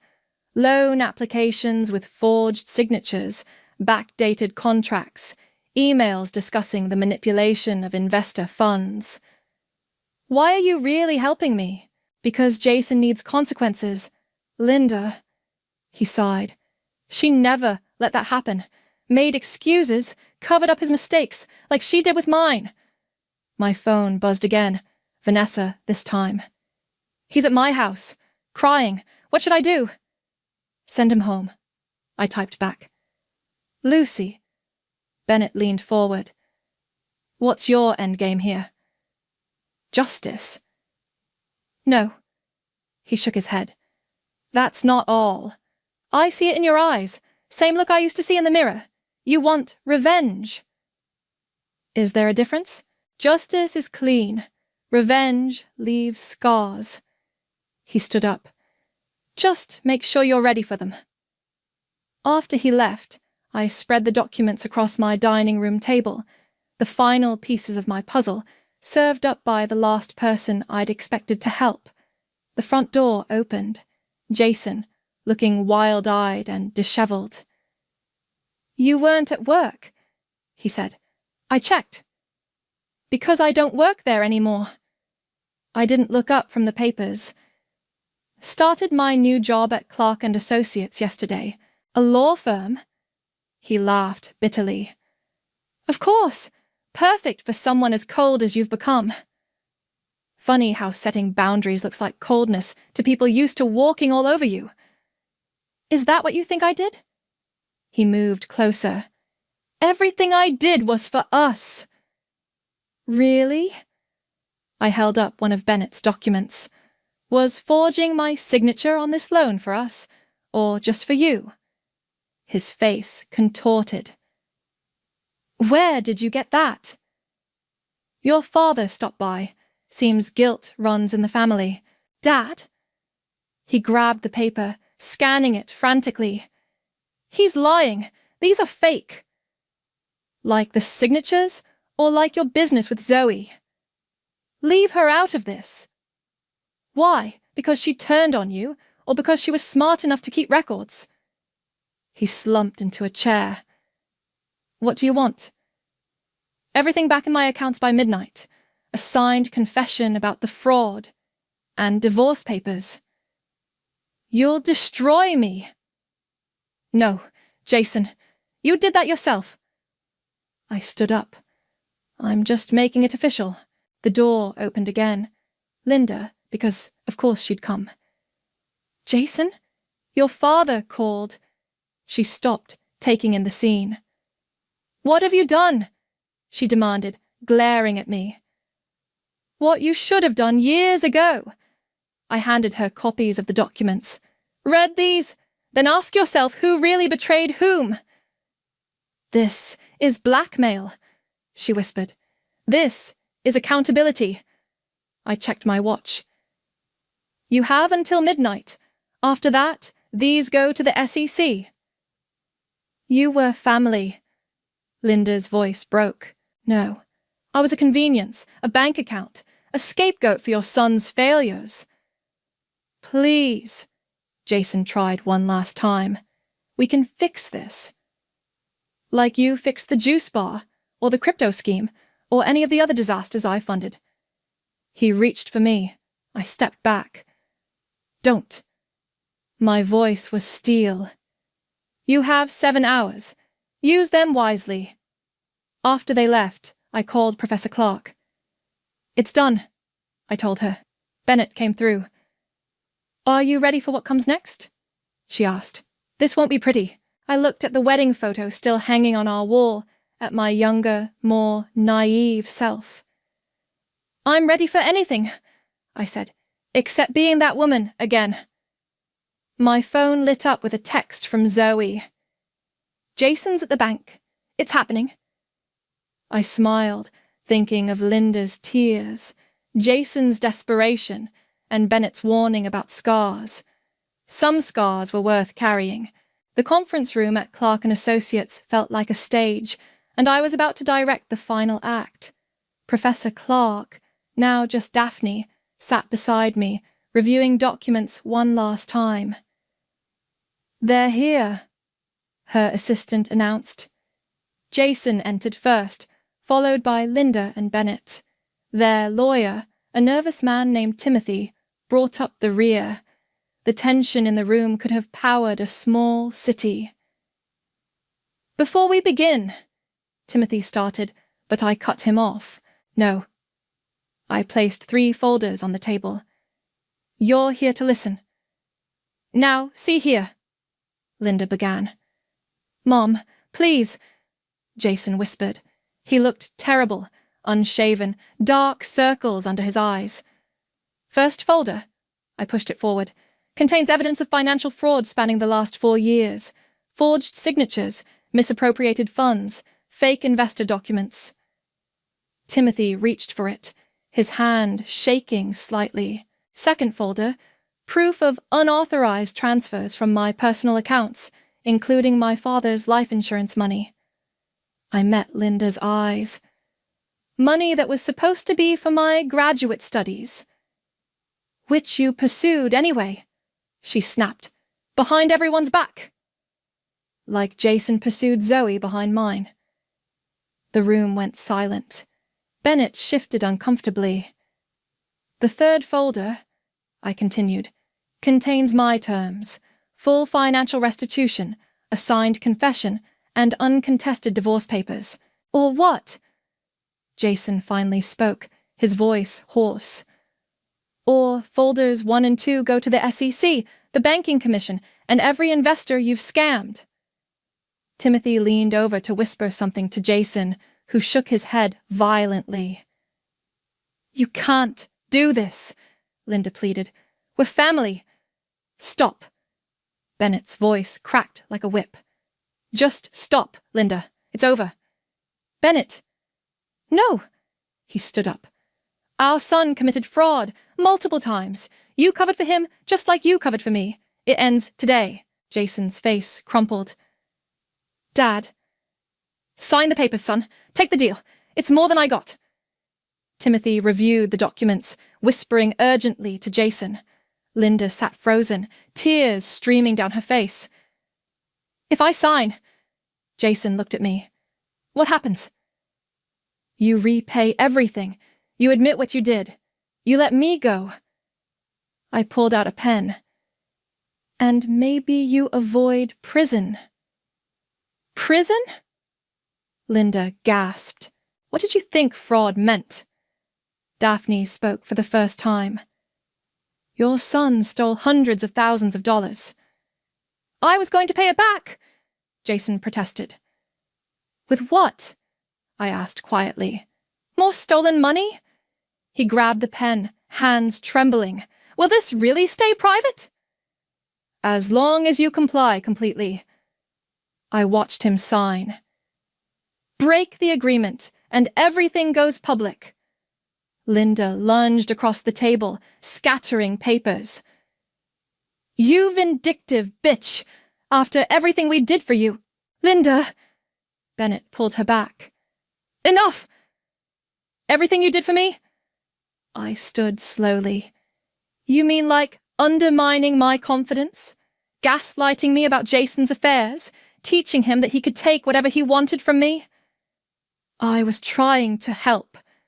You were trying to control, to mold me into your perfect victim of a daughter-in-law. I gathered the signed papers. Well, congratulations. You molded me into something else entirely. A monster, she spat. No. I smiled. A survivor, and a damn good lawyer. The next hour passed in a blur of signatures and legal terms. When it was done, I had everything I'd wanted. My money returned, my freedom guaranteed, my revenge complete. As they prepared to leave, Jason paused at the door. I did love you, he said softly. In the beginning. No. I shook my head. You loved what I could give you. There's a difference. After they left, Daphne poured 2 glasses of whiskey. You okay? Ask me tomorrow. I twisted my wedding ring off, placing it on the conference table. Or maybe next year. You know Linda will never forgive you. Good. I picked up my glass. I'll never forgive her either. My phone buzzed. Vanessa. Is it done? Yes. I typed back. I'm free. Another text followed. Drinks tonight? You look like you could use a friend. I glanced at Daphne, who was already gathering her things. Go, she said. Celebrate, or cry, or both. You've earned it. Later that night, sitting with Vanessa at our favorite bar, I finally felt the weight of everything lift. So, what now? She asked.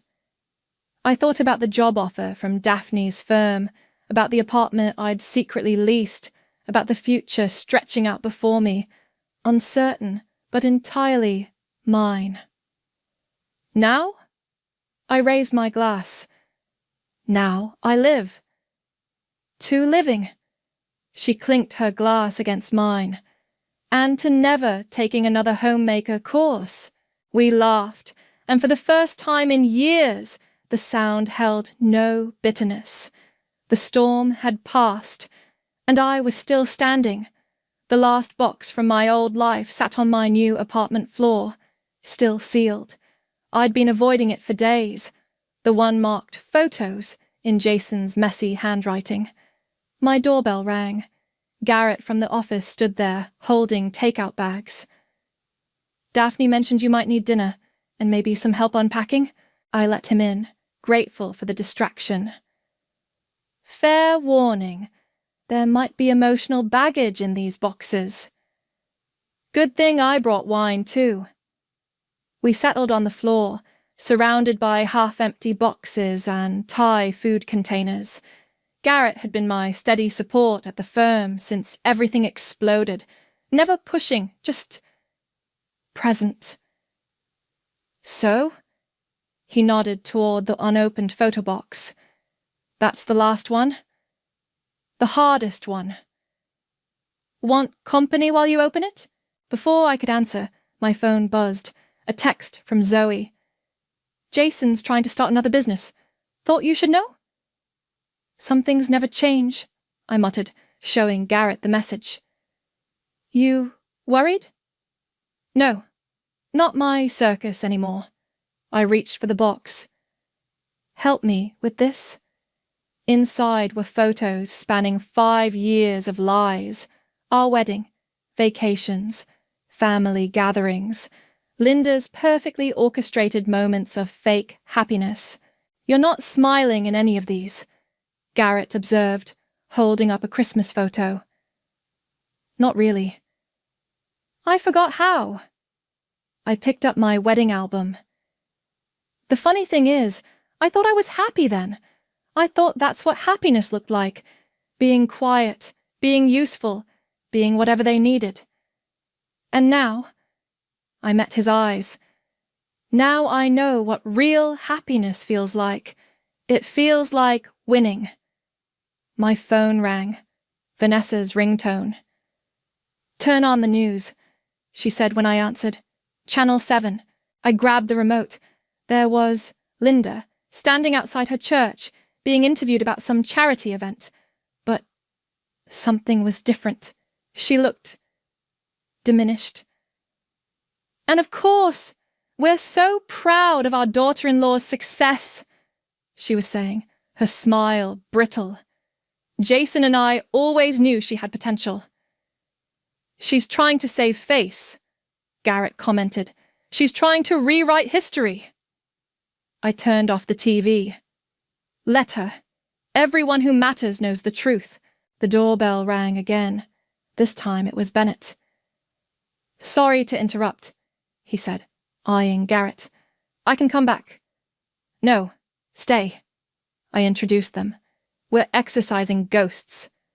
Bennett pulled out an envelope. Found these while cleaning out my storage. Thought you might want them. Inside were photos I'd never seen. Me at law school graduation, hidden in the back row. Me leaving the courthouse after passing the bar. Me having coffee with Zoe during our evidence-gathering phase. You were watching me? Someone had to. He smiled sadly. I knew what Jason was, what Linda had turned him into, what they were doing to you. Why didn't you say anything? Would you have believed me? He shook his head. You needed to find your own way out. I just documented it. I studied the photos, proof that someone had seen me, really seen me, during those dark years. Thank you, I whispered. No. Bennett headed for the door. Thank you for doing what I couldn't, holding them accountable. After he left, Garrett helped me sort through the remaining photos. We made 2 piles, one for keeping, one for burning. What about this one? He held up a picture of me and Linda at my bridal shower. Burn pile. Actually, I took it from him. I'll keep it, as a reminder. Of what? That sometimes the prettiest smiles hide the ugliest truths. My phone buzzed again. Daphne this time. Major case tomorrow. You ready? Born ready, I replied. Garrett watched me texting. You know, I've never seen you happier than when you're working on a case.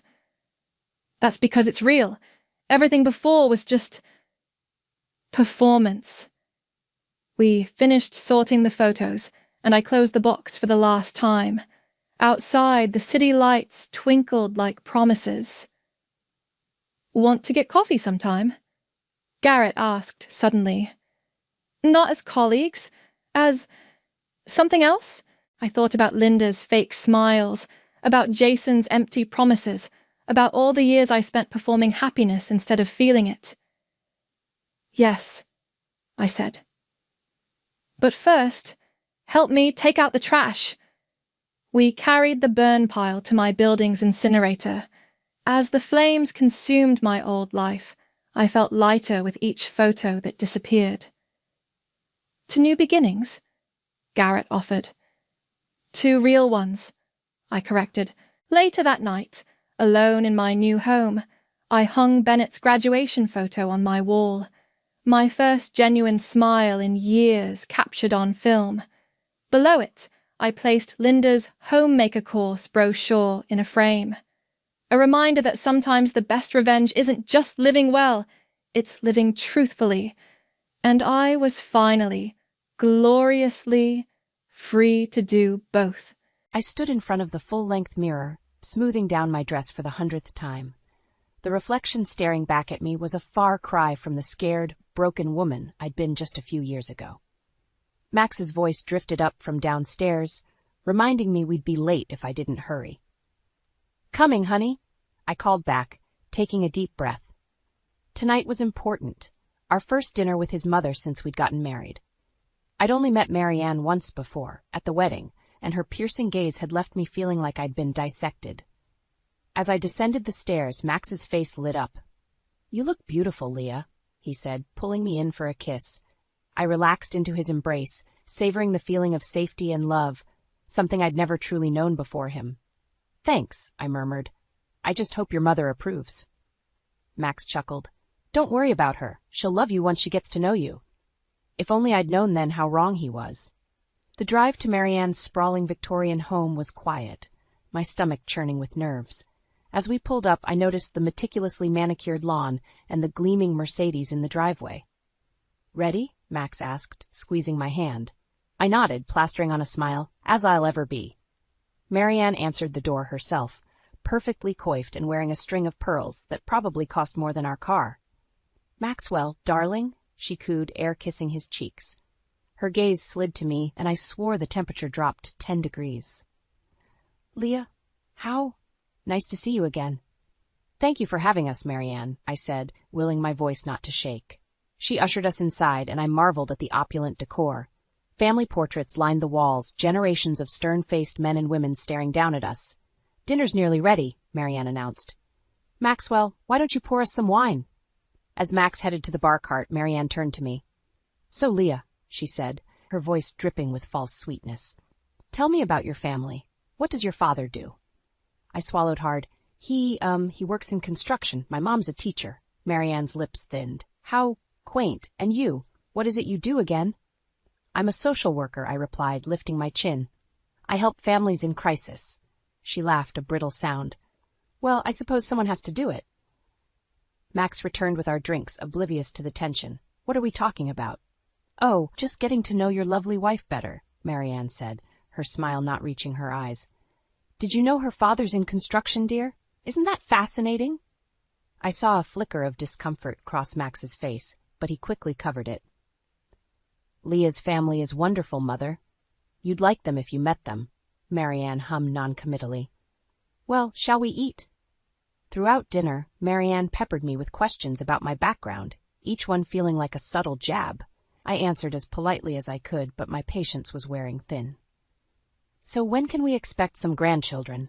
Marianne asked suddenly, setting down her fork. I choked on my wine. "I'm sorry?" "Children, dear. Surely you two are planning on starting a family soon?" "Maxwell isn't getting any younger, you know." Max cleared his throat. "Mother, we've only been married a few months. There's plenty of time for that." Marianne's eyes narrowed. "Nonsense. The Caldwell name needs to be carried on. You do want children, don't you, Leah?" I felt trapped, all eyes on me.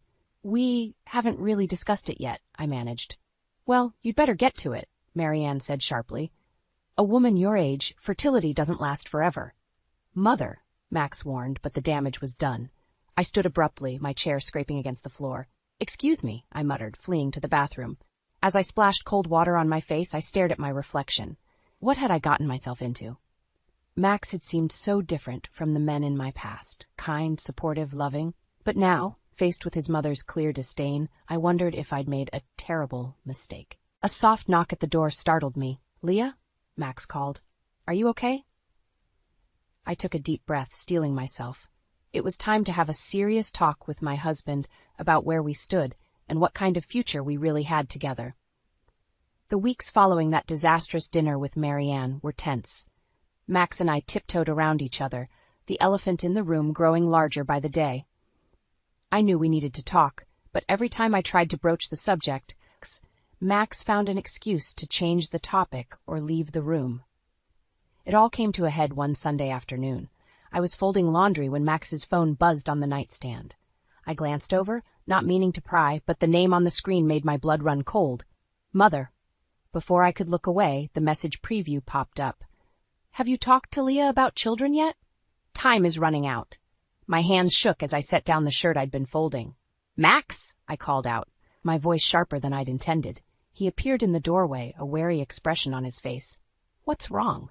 I pointed to his phone. Care to explain why your mother is texting you about our reproductive plans? Max's face paled. He snatched up the phone, quickly reading the message. Leah, I can explain. Please do, I said, crossing my arms. Because from where I'm standing, it looks like you and your mother have been discussing our private life behind my back. He ran a hand through his hair, a nervous habit I'd come to recognize. It's not like that. She's just concerned. Concerned? I echoed incredulously. Max, she's obsessed. And you're enabling her. She means well, he protested weakly. She just wants us to be happy. I laughed. A bitter sound. Happy? You think pressuring me into having a baby I'm not ready for will make me happy? Max's expression hardened. And when will you be ready, Leah? We're not getting any younger. Don't you want a family? His words hit me like a slap. Of course I do, I said quietly, but on our terms, not your mother's. My mother has nothing to do with this, Max insisted, but I could see the lie in his eyes. Really? Then why is she texting you about it? Why are you discussing our personal decisions with her at all? Max's jaw clenched. She's family, Leah. She has a right to know. No, I cut him off. She doesn't. This is between you and me, or at least it should be. We stared at each other for a long moment, the gulf between us widening with each passing second. Finally, Max spoke, his voice low and dangerous. Maybe my mother's right. Maybe you're not the right person to carry on the Caldwell name after all. I recoiled as if he'd struck me. What's that supposed to mean? It means, he said slowly, that I'm starting to wonder if I made a mistake marrying someone so different from us. The words hung in the air, heavy and suffocating. I felt my world tilting on its axis, everything I thought I knew about my husband crumbling before my eyes. Get out, I whispered. Max blinked. What? Get out, I shouted, grabbing the nearest object, a framed photo of our wedding day, and hurling it at him. It shattered against the wall as he ducked. I need time to think, and I can't do that with you here. For a moment I thought he might argue, but then he nodded stiffly, grabbing his keys and wallet. I'll stay at my mother's tonight, he said. We can talk tomorrow when we've both calmed down. As the front door slammed behind him, I sank to the floor, surrounded by the remnants of our broken picture frame. How had things gone so wrong so quickly? And more importantly, what was I going to do now? My phone buzzed, and I reached for it mechanically. A text from Marianne flashed across the screen. Max told me what happened. You're making a big mistake, dear. Come over tomorrow, and we'll sort this all out. I stared at the message, a cold fury building in my chest. No more playing nice, no more trying to please everyone. It was time to stand up for myself, even if it meant losing everything I thought I wanted. With shaking fingers, I typed out a reply. Stay out of my marriage, Marianne. This is your only warning. As I hit send, I knew I'd just declared war. And I had no idea if I was ready for the battle ahead. The weeks after my confrontation with Max were a blur of tense silences and forced politeness. We'd reached an uneasy truce, but the weight of unspoken words hung heavy between us. I knew we were both waiting for the other shoe to drop. It finally did on a crisp autumn morning. I was sipping my coffee when Max cleared his throat, setting down his newspaper with an air of forced casualness. "Leah," he began, his voice carefully neutral. "I've been thinking, maybe we should see a fertility specialist." I nearly choked on my coffee. "What?" Max leaned forward, his eyes earnest. "It's been months, and we're not getting any younger. I just think it might be wise to explore our options." The unspoken pressure from Marianne hung in the air like a toxic cloud. I set my mug down with a sharp clank. "Max, we agreed to wait. I'm not ready." "When will you be ready?" he interrupted, frustration seeping into his tone. "We can't put this off forever, Leah. Don't you want a family?" His words stung, but I forced myself to stay calm. "Of course I do, but on our terms, not your mother's." Max's jaw clenched. "This isn't about my mother. This is about us, our future." I laughed bitterly. "Is it? Because it feels an awful lot like it's about appeasing Marianne and her obsession with continuing the Caldwell line." "That's not fair," Max protested, but I could see the flicker of guilt in his eyes. "Isn't it?" I challenged. "Then why the sudden urgency? Why can't we just let things happen naturally?" Max ran a hand through his hair, a telltale sign of his agitation. "Because we don't have the luxury of time. Look, I've already made an appointment with Dr. Reeves. She's the best fertility specialist in the city." I felt like I'd been slapped. "You what? Without even discussing it with me first?" "I knew you'd react like this," Max said, his voice rising. "That's why I didn't tell you. Sometimes, Leah, you need a little push." "A push?" I echoed incredulously. "This isn't a push, Max. This is a shove off a cliff." We glared at each other across the kitchen table, the distance between us seeming to grow with each passing second. Finally, I took a deep breath, forcing my voice to remain steady. "Fine," I said. "I'll go to the appointment." Max's face lit up. "Really? Leah, that's wonderful." I held up a hand, silencing him. "I'm not finished. I'll go, but on one condition. Your mother stays out of this. Completely. No more discussions about our private life. No more helpful suggestions. This is between you and me. Agreed?" Max hesitated, and I saw the struggle play out across his face. Finally, he nodded. Agreed. The appointment was set for the following week. As I sat in Dr. Reeves' sterile office, listening to her explain the battery of tests we'd need to undergo, I couldn't shake the feeling that I was losing control of my own life. Max, on the other hand, was practically vibrating with enthusiasm. He peppered the doctor with questions about success rates and treatment options, while I sat in numb silence. As we left the clinic, a wave of nausea hit me. I barely made it to a nearby trash can before emptying the contents of my stomach. "Leah," Max exclaimed, rushing to my side. "Are you all right?" I wiped my mouth, a strange calm settling over me. "I'm fine," I said. "Just a bit of nerves, I guess." But as Max helped me to the car, chattering excitedly about next steps, a realization dawned on me. The nausea, the fatigue I'd been feeling lately, it couldn't be, could it? I placed a hand on my stomach, a mix of fear and wonder coursing through me. If I was right, everything was about to change, and I had no idea if I was ready for what was coming. As we pulled into our driveway, I turned to Max, my heart pounding. "We need to talk," I said, my voice barely above a whisper. I think I might be pregnant." The day of our 20-week ultrasound arrived with a mix of excitement and trepidation. Max and I had barely spoken about the pregnancy, tiptoeing around each other like strangers sharing a house. As we sat in the waiting room, I could feel the tension radiating off him in waves. "Mr. and Mrs. Caldwell?" The technician called, her smile bright and oblivious to the undercurrent between us. We followed her into the dimly lit room, and I settled onto the exam table. Max stood awkwardly by my side, his hands shoved deep in his pockets. "Are you ready to see your baby?" the technician asked cheerfully. I nodded, not trusting my voice. As she spread the cold gel on my stomach, I reached for Max's hand out of habit. He hesitated for a moment before taking it, his grip loose and uncomfortable. The room filled with the rapid whoosh-whoosh of our baby's heartbeat. Despite everything, tears sprang to my eyes. "That's our baby," I whispered, glancing at Max. His face was unreadable, eyes fixed on the grainy image on the screen. "Is everything normal?"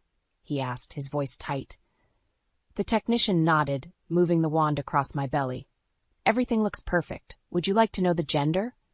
I felt Max stiffen beside me. We hadn't discussed whether we wanted to find out, but suddenly I needed to know. Yes, I said firmly, squeezing Max's hand. We'd like to know. The technician smiled, adjusting the image. Congratulations, you're having a little girl. The world seemed to tilt on its axis. A girl. My daughter. I felt a surge of love so powerful it took my breath away, but Max's hand had gone limp in mine. I turned to look at him, and the expression on his face made my blood run cold. Disappointment, anger, maybe even disgust? A girl? He repeated, his voice flat. The technician, sensing the shift in mood, quickly wrapped up the appointment. As we left the clinic, the silence between us was deafening. In the car, I couldn't hold back anymore. Max, talk to me. What's going on? He gripped the steering wheel so tightly his knuckles turned white. It's nothing. I guess I was hoping for a boy. Hoping? Max, this is our child, our daughter. How can you be disappointed? He sighed heavily. You don't understand, Leah. In my family, the firstborn has always been a son. It's tradition. It's expected. I felt like I'd been slapped. Expected? By who? Your mother? Max's jaw clenched. This isn't about my mother. It's about carrying on the Caldwell name, the legacy. Stop the car, I said quietly. What? I said, stop the car! I shouted. Max pulled over and I fumbled with my seatbelt, desperate for air. As I stumbled out onto the sidewalk, Max called after me. Leah, where are you going? I whirled to face him, fury and heartbreak warring inside me. How dare you, I hissed. How dare you taint this moment, this miracle, with your outdated sexist expectations? This is our daughter, Max. A living, breathing part of both of us. And if you can't see how precious that is, then maybe we've made a terrible mistake. Max's face paled. Leah, you don't mean that. Come on, let's go home and talk about this. But I was already backing away, shaking my head. I can't go back to that house, not right now. I need time to think. As I turned and walked away, I heard Max call out behind me, his voice tinged with panic. But I didn't look back. My hand rested protectively on my stomach, where my daughter, my perfect, beautiful daughter, was growing. In that moment, I knew with absolute certainty that everything had changed. The life I thought I wanted, the future I had planned with Max, it was all crumbling around me. And as the first tears began to fall, I realized I had a choice to make, one that would determine not just my future, but my daughter's as well. I spent the night at my parents' house, ignoring the constant buzzing of my phone as Max tried to reach me. By morning, I felt hollowed out but resolute. I had to face this head-on. When I returned home, Max was waiting, his face a mask of concern and guilt. Leah, I'm so sorry, I didn't mean. I held up a hand, silencing him. We need to talk, but not now. Your mother's coming over, isn't she? Max nodded, looking sheepish. I told her about the baby. She insisted on coming. My stomach clenched, but I steeled myself. Fine, let's get this over with. Marianne arrived like a storm, bursting through our front door without knocking. Her eyes locked onto me immediately, narrowing as they took in my protective stance, one hand resting on my barely there bump. Well, she said, her voice dripping with disdain, I hear congratulations are in order. Though I can't say I'm not disappointed. I felt Max tense beside me, but to my surprise he spoke up. Mother, please, this is our child we're talking about. Marianne waved him off, her gaze never leaving me. Don't be naive, Maxwell. This girl will never be able to carry on the Caldwell name properly. You know what needs to be done. The room went deathly quiet. I felt the blood drain from my face as her words sank in. What are you saying, Marianne? She stepped closer, her voice lowering to a conspiratorial whisper. There are ways, you know, discreet clinics that can take care of this little problem. No one would ever have to know. I recoiled, bile rising in my throat. You can't be serious. This is your grandchild. A granddaughter. Marianne spat the word like a curse. What use is that to our family? No, it's better to start over. Try again for a proper heir. I turned to Max, desperate for his support, but the conflict on his face made my heart sink. Max, I whispered, pleading. He wouldn't meet my eyes. Maybe we should consider all our options, Leah. The world seemed to tilt beneath my feet. I stumbled back, putting distance between myself and these strangers wearing the faces of my husband and mother-in-law. Get out, I said, my voice barely above a whisper. Marianne smirked, triumphant. Now, dear, let's not be hasty. I said, get out, I screamed, my composure shattering. Both of you. How dare you come into my home and suggest I murder my child, my daughter? Max reached for me, his face pale. Leah, please, we're just talking. I jerked away from his touch. No, Max, we're done talking. I want you both out of this house right now. Marianne drew herself up, indignant.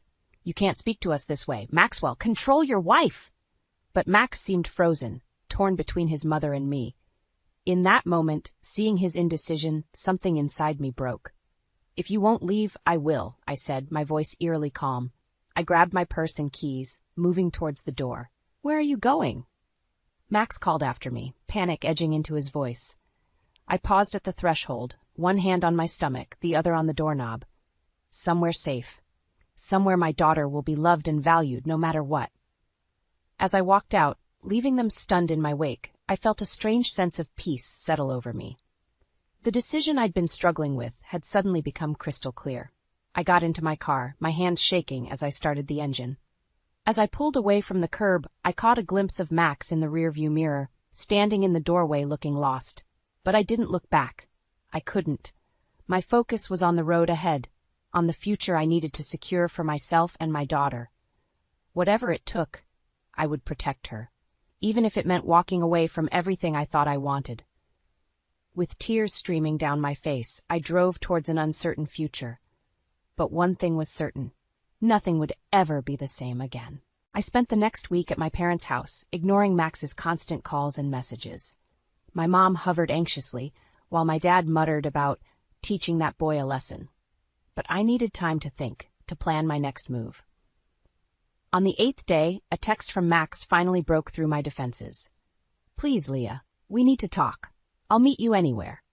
Against my better judgment, I agreed to meet him at a neutral location, the park where we had our first date. As I approached our old favorite bench, I saw Max pacing, looking haggard and sleep-deprived. Leah, he breathed, relief washing over his face. I've been so worried.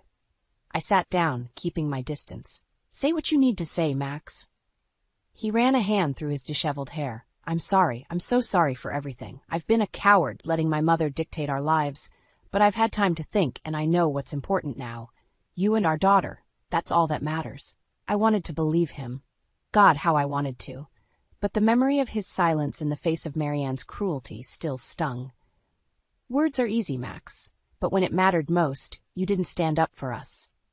I know, he said, his voice breaking, and I'll regret that for the rest of my life. But please give me a chance to make it right. I've told my mother she's no longer welcome in our lives unless she can accept our family as it is. I felt a flicker of hope, quickly extinguished by suspicion. And how did she take that? Max's face darkened. Not well. She threatened to cut me off, to write me out of the will. But I don't care about any of that. I only care about you and our baby. I stood up, needing to move to think. I don't know if I can trust you, Max. How do I know this isn't just another attempt to placate me? He reached for my hand, his eyes pleading.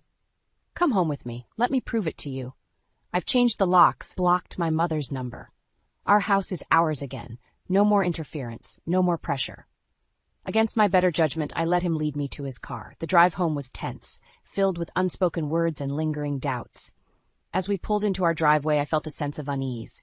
Something was off. Max fumbled with his keys, muttering about the new locks, when suddenly the front door swung open. Marianne stood there, her face a mask of righteous fury. So, she spat, the prodigal daughter-in-law returns. I whirled on Max, betrayal burning in my chest. You said, I didn't know, Max protested, genuine shock on his face. Mother, how did you get in here?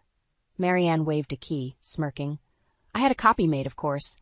Did you really think you could shut me out of my son's life so easily? I backed away, my hand instinctively covering my stomach. I'm leaving. This was a mistake. Max grabbed my arm, his grip tight. Leah, wait, this isn't what I wanted. I swear. Marianne advanced, her voice dripping with false concern. Now, dear, let's not be hasty. We're all family here. We only want what's best for you and the child. The way she said child sent chills down my spine. I jerked away from Max, my heart pounding. Stay away from me. Both of you. As I turned to run, I saw something in Marianne's hand. A syringe? My blood ran cold as realization dawned. This wasn't just about control anymore. This was about eliminating the problem entirely. Max, I screamed, terror gripping me. Do something. But Max stood frozen, torn between his mother and his wife, indecision paralyzing him once again. In that moment, I knew with sickening clarity that I was truly alone. No one was coming to save me. If I wanted to protect myself and my daughter, I would have to do it myself. With a surge of adrenaline, I shoved past Marianne and ran, my only thought to get as far away from this nightmare as possible. Behind me, I heard Max calling my name, but I didn't look back. This time I was done with second chances. It was time to save myself. I stumbled into my parents' house, gasping for air, my heart pounding. My mom rushed to me, her face etched with concern. "Leah, honey, what happened?" Through sobs, I recounted the horrifying scene at Max's house. My dad's face darkened with each word, his fists clenching at his sides. "That's it," he growled. "I'm calling the police."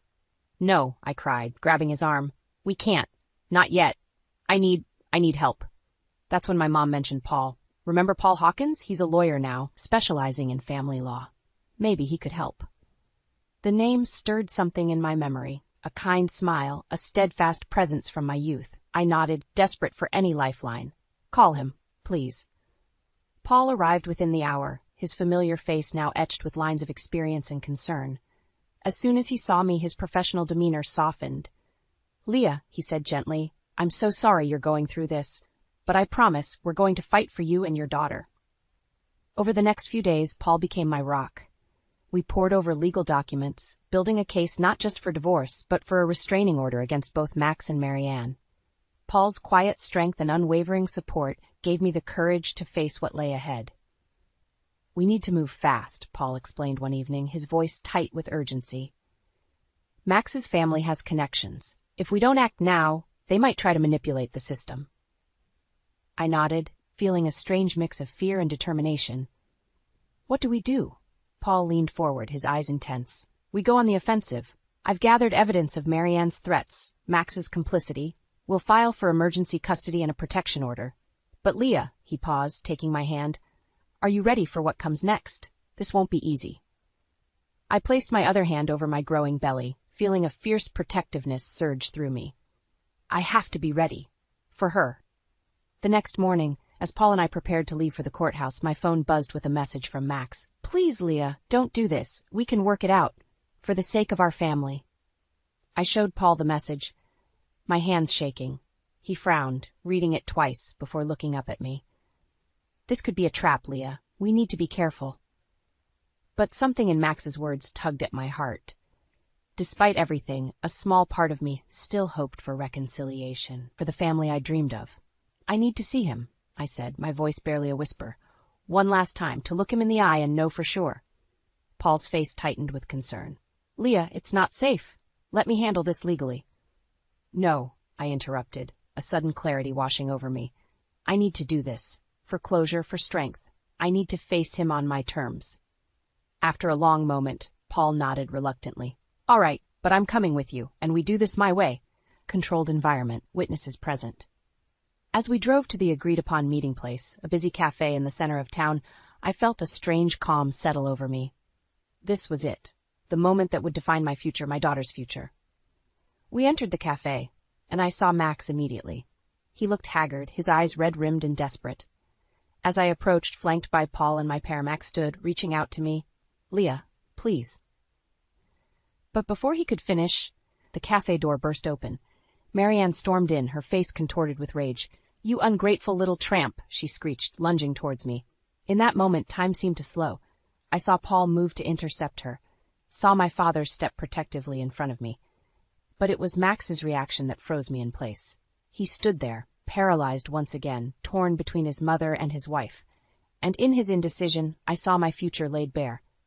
As chaos erupted around us, I made my choice. No more wavering, no more second chances. It was time to fight for the life my daughter deserved, with or without Max by my side.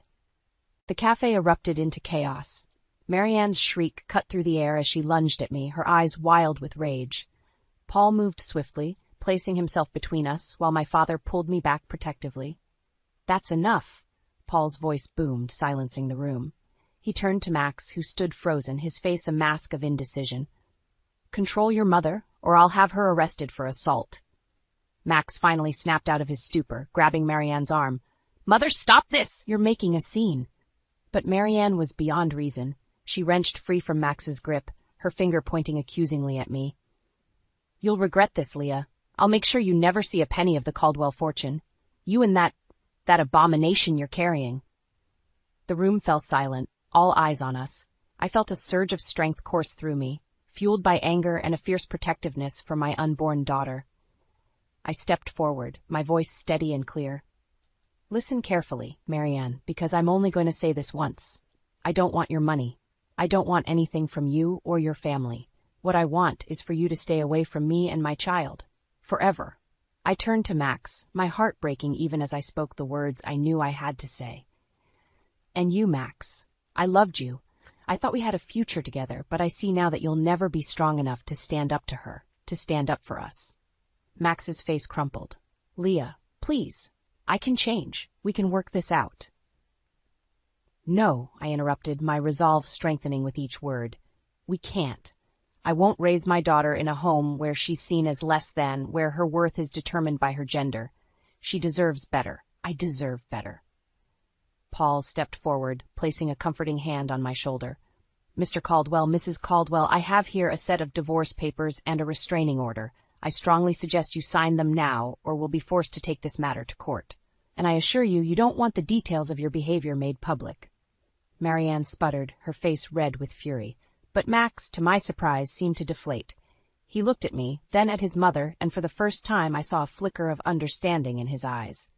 Enough, Mother, he said quietly. It's over. With shaking hands, Max took the papers from Paul and signed them. Marianne wailed in protest, but Max silenced her with a look. We've lost, Mother. It's time to let go. As they left the cafe, Max paused at the door, looking back at me one last time. I'm sorry, Leah. I hope you find happiness. And then they were gone. The tension in the room dissipated, leaving me feeling drained but strangely light. Paul turned to me, his eyes filled with concern and something else I couldn't quite name. Are you okay? I nodded, placing a hand on my belly. We're okay, both of us. As we left the cafe, surrounded by the protective circle of Paul and my parents, I felt a sense of peace wash over me. The road ahead wouldn't be easy, but for the first time in months, I felt hope. Paul squeezed my hand gently. You were incredible in there, Leah. Your daughter is lucky to have you as her mother. I smiled, feeling tears prick at my eyes. Thank you, Paul, for everything. I don't know how I would have gotten through this without you. He looked at me intently, his voice soft but sure. You're stronger than you know, Leah. You would have found a way, but I'm glad I could be here for you. As we walked into the sunlight, I felt a kick from my daughter, as if she was affirming my choices. I laughed, a sound of pure joy and relief. What is it? Paul asked, smiling at my sudden mirth. Nothing, I said, grinning. Just thinking about the future, our future. And as we drove away, leaving the cafe and all it represented behind, I felt a sense of excitement building. The path ahead was uncertain, but for the first time in a long time, I was looking forward to the journey. With my daughter by my side and friends like Paul to support me, I knew we could face anything. The battle was over and we had won. Now it was time to start living.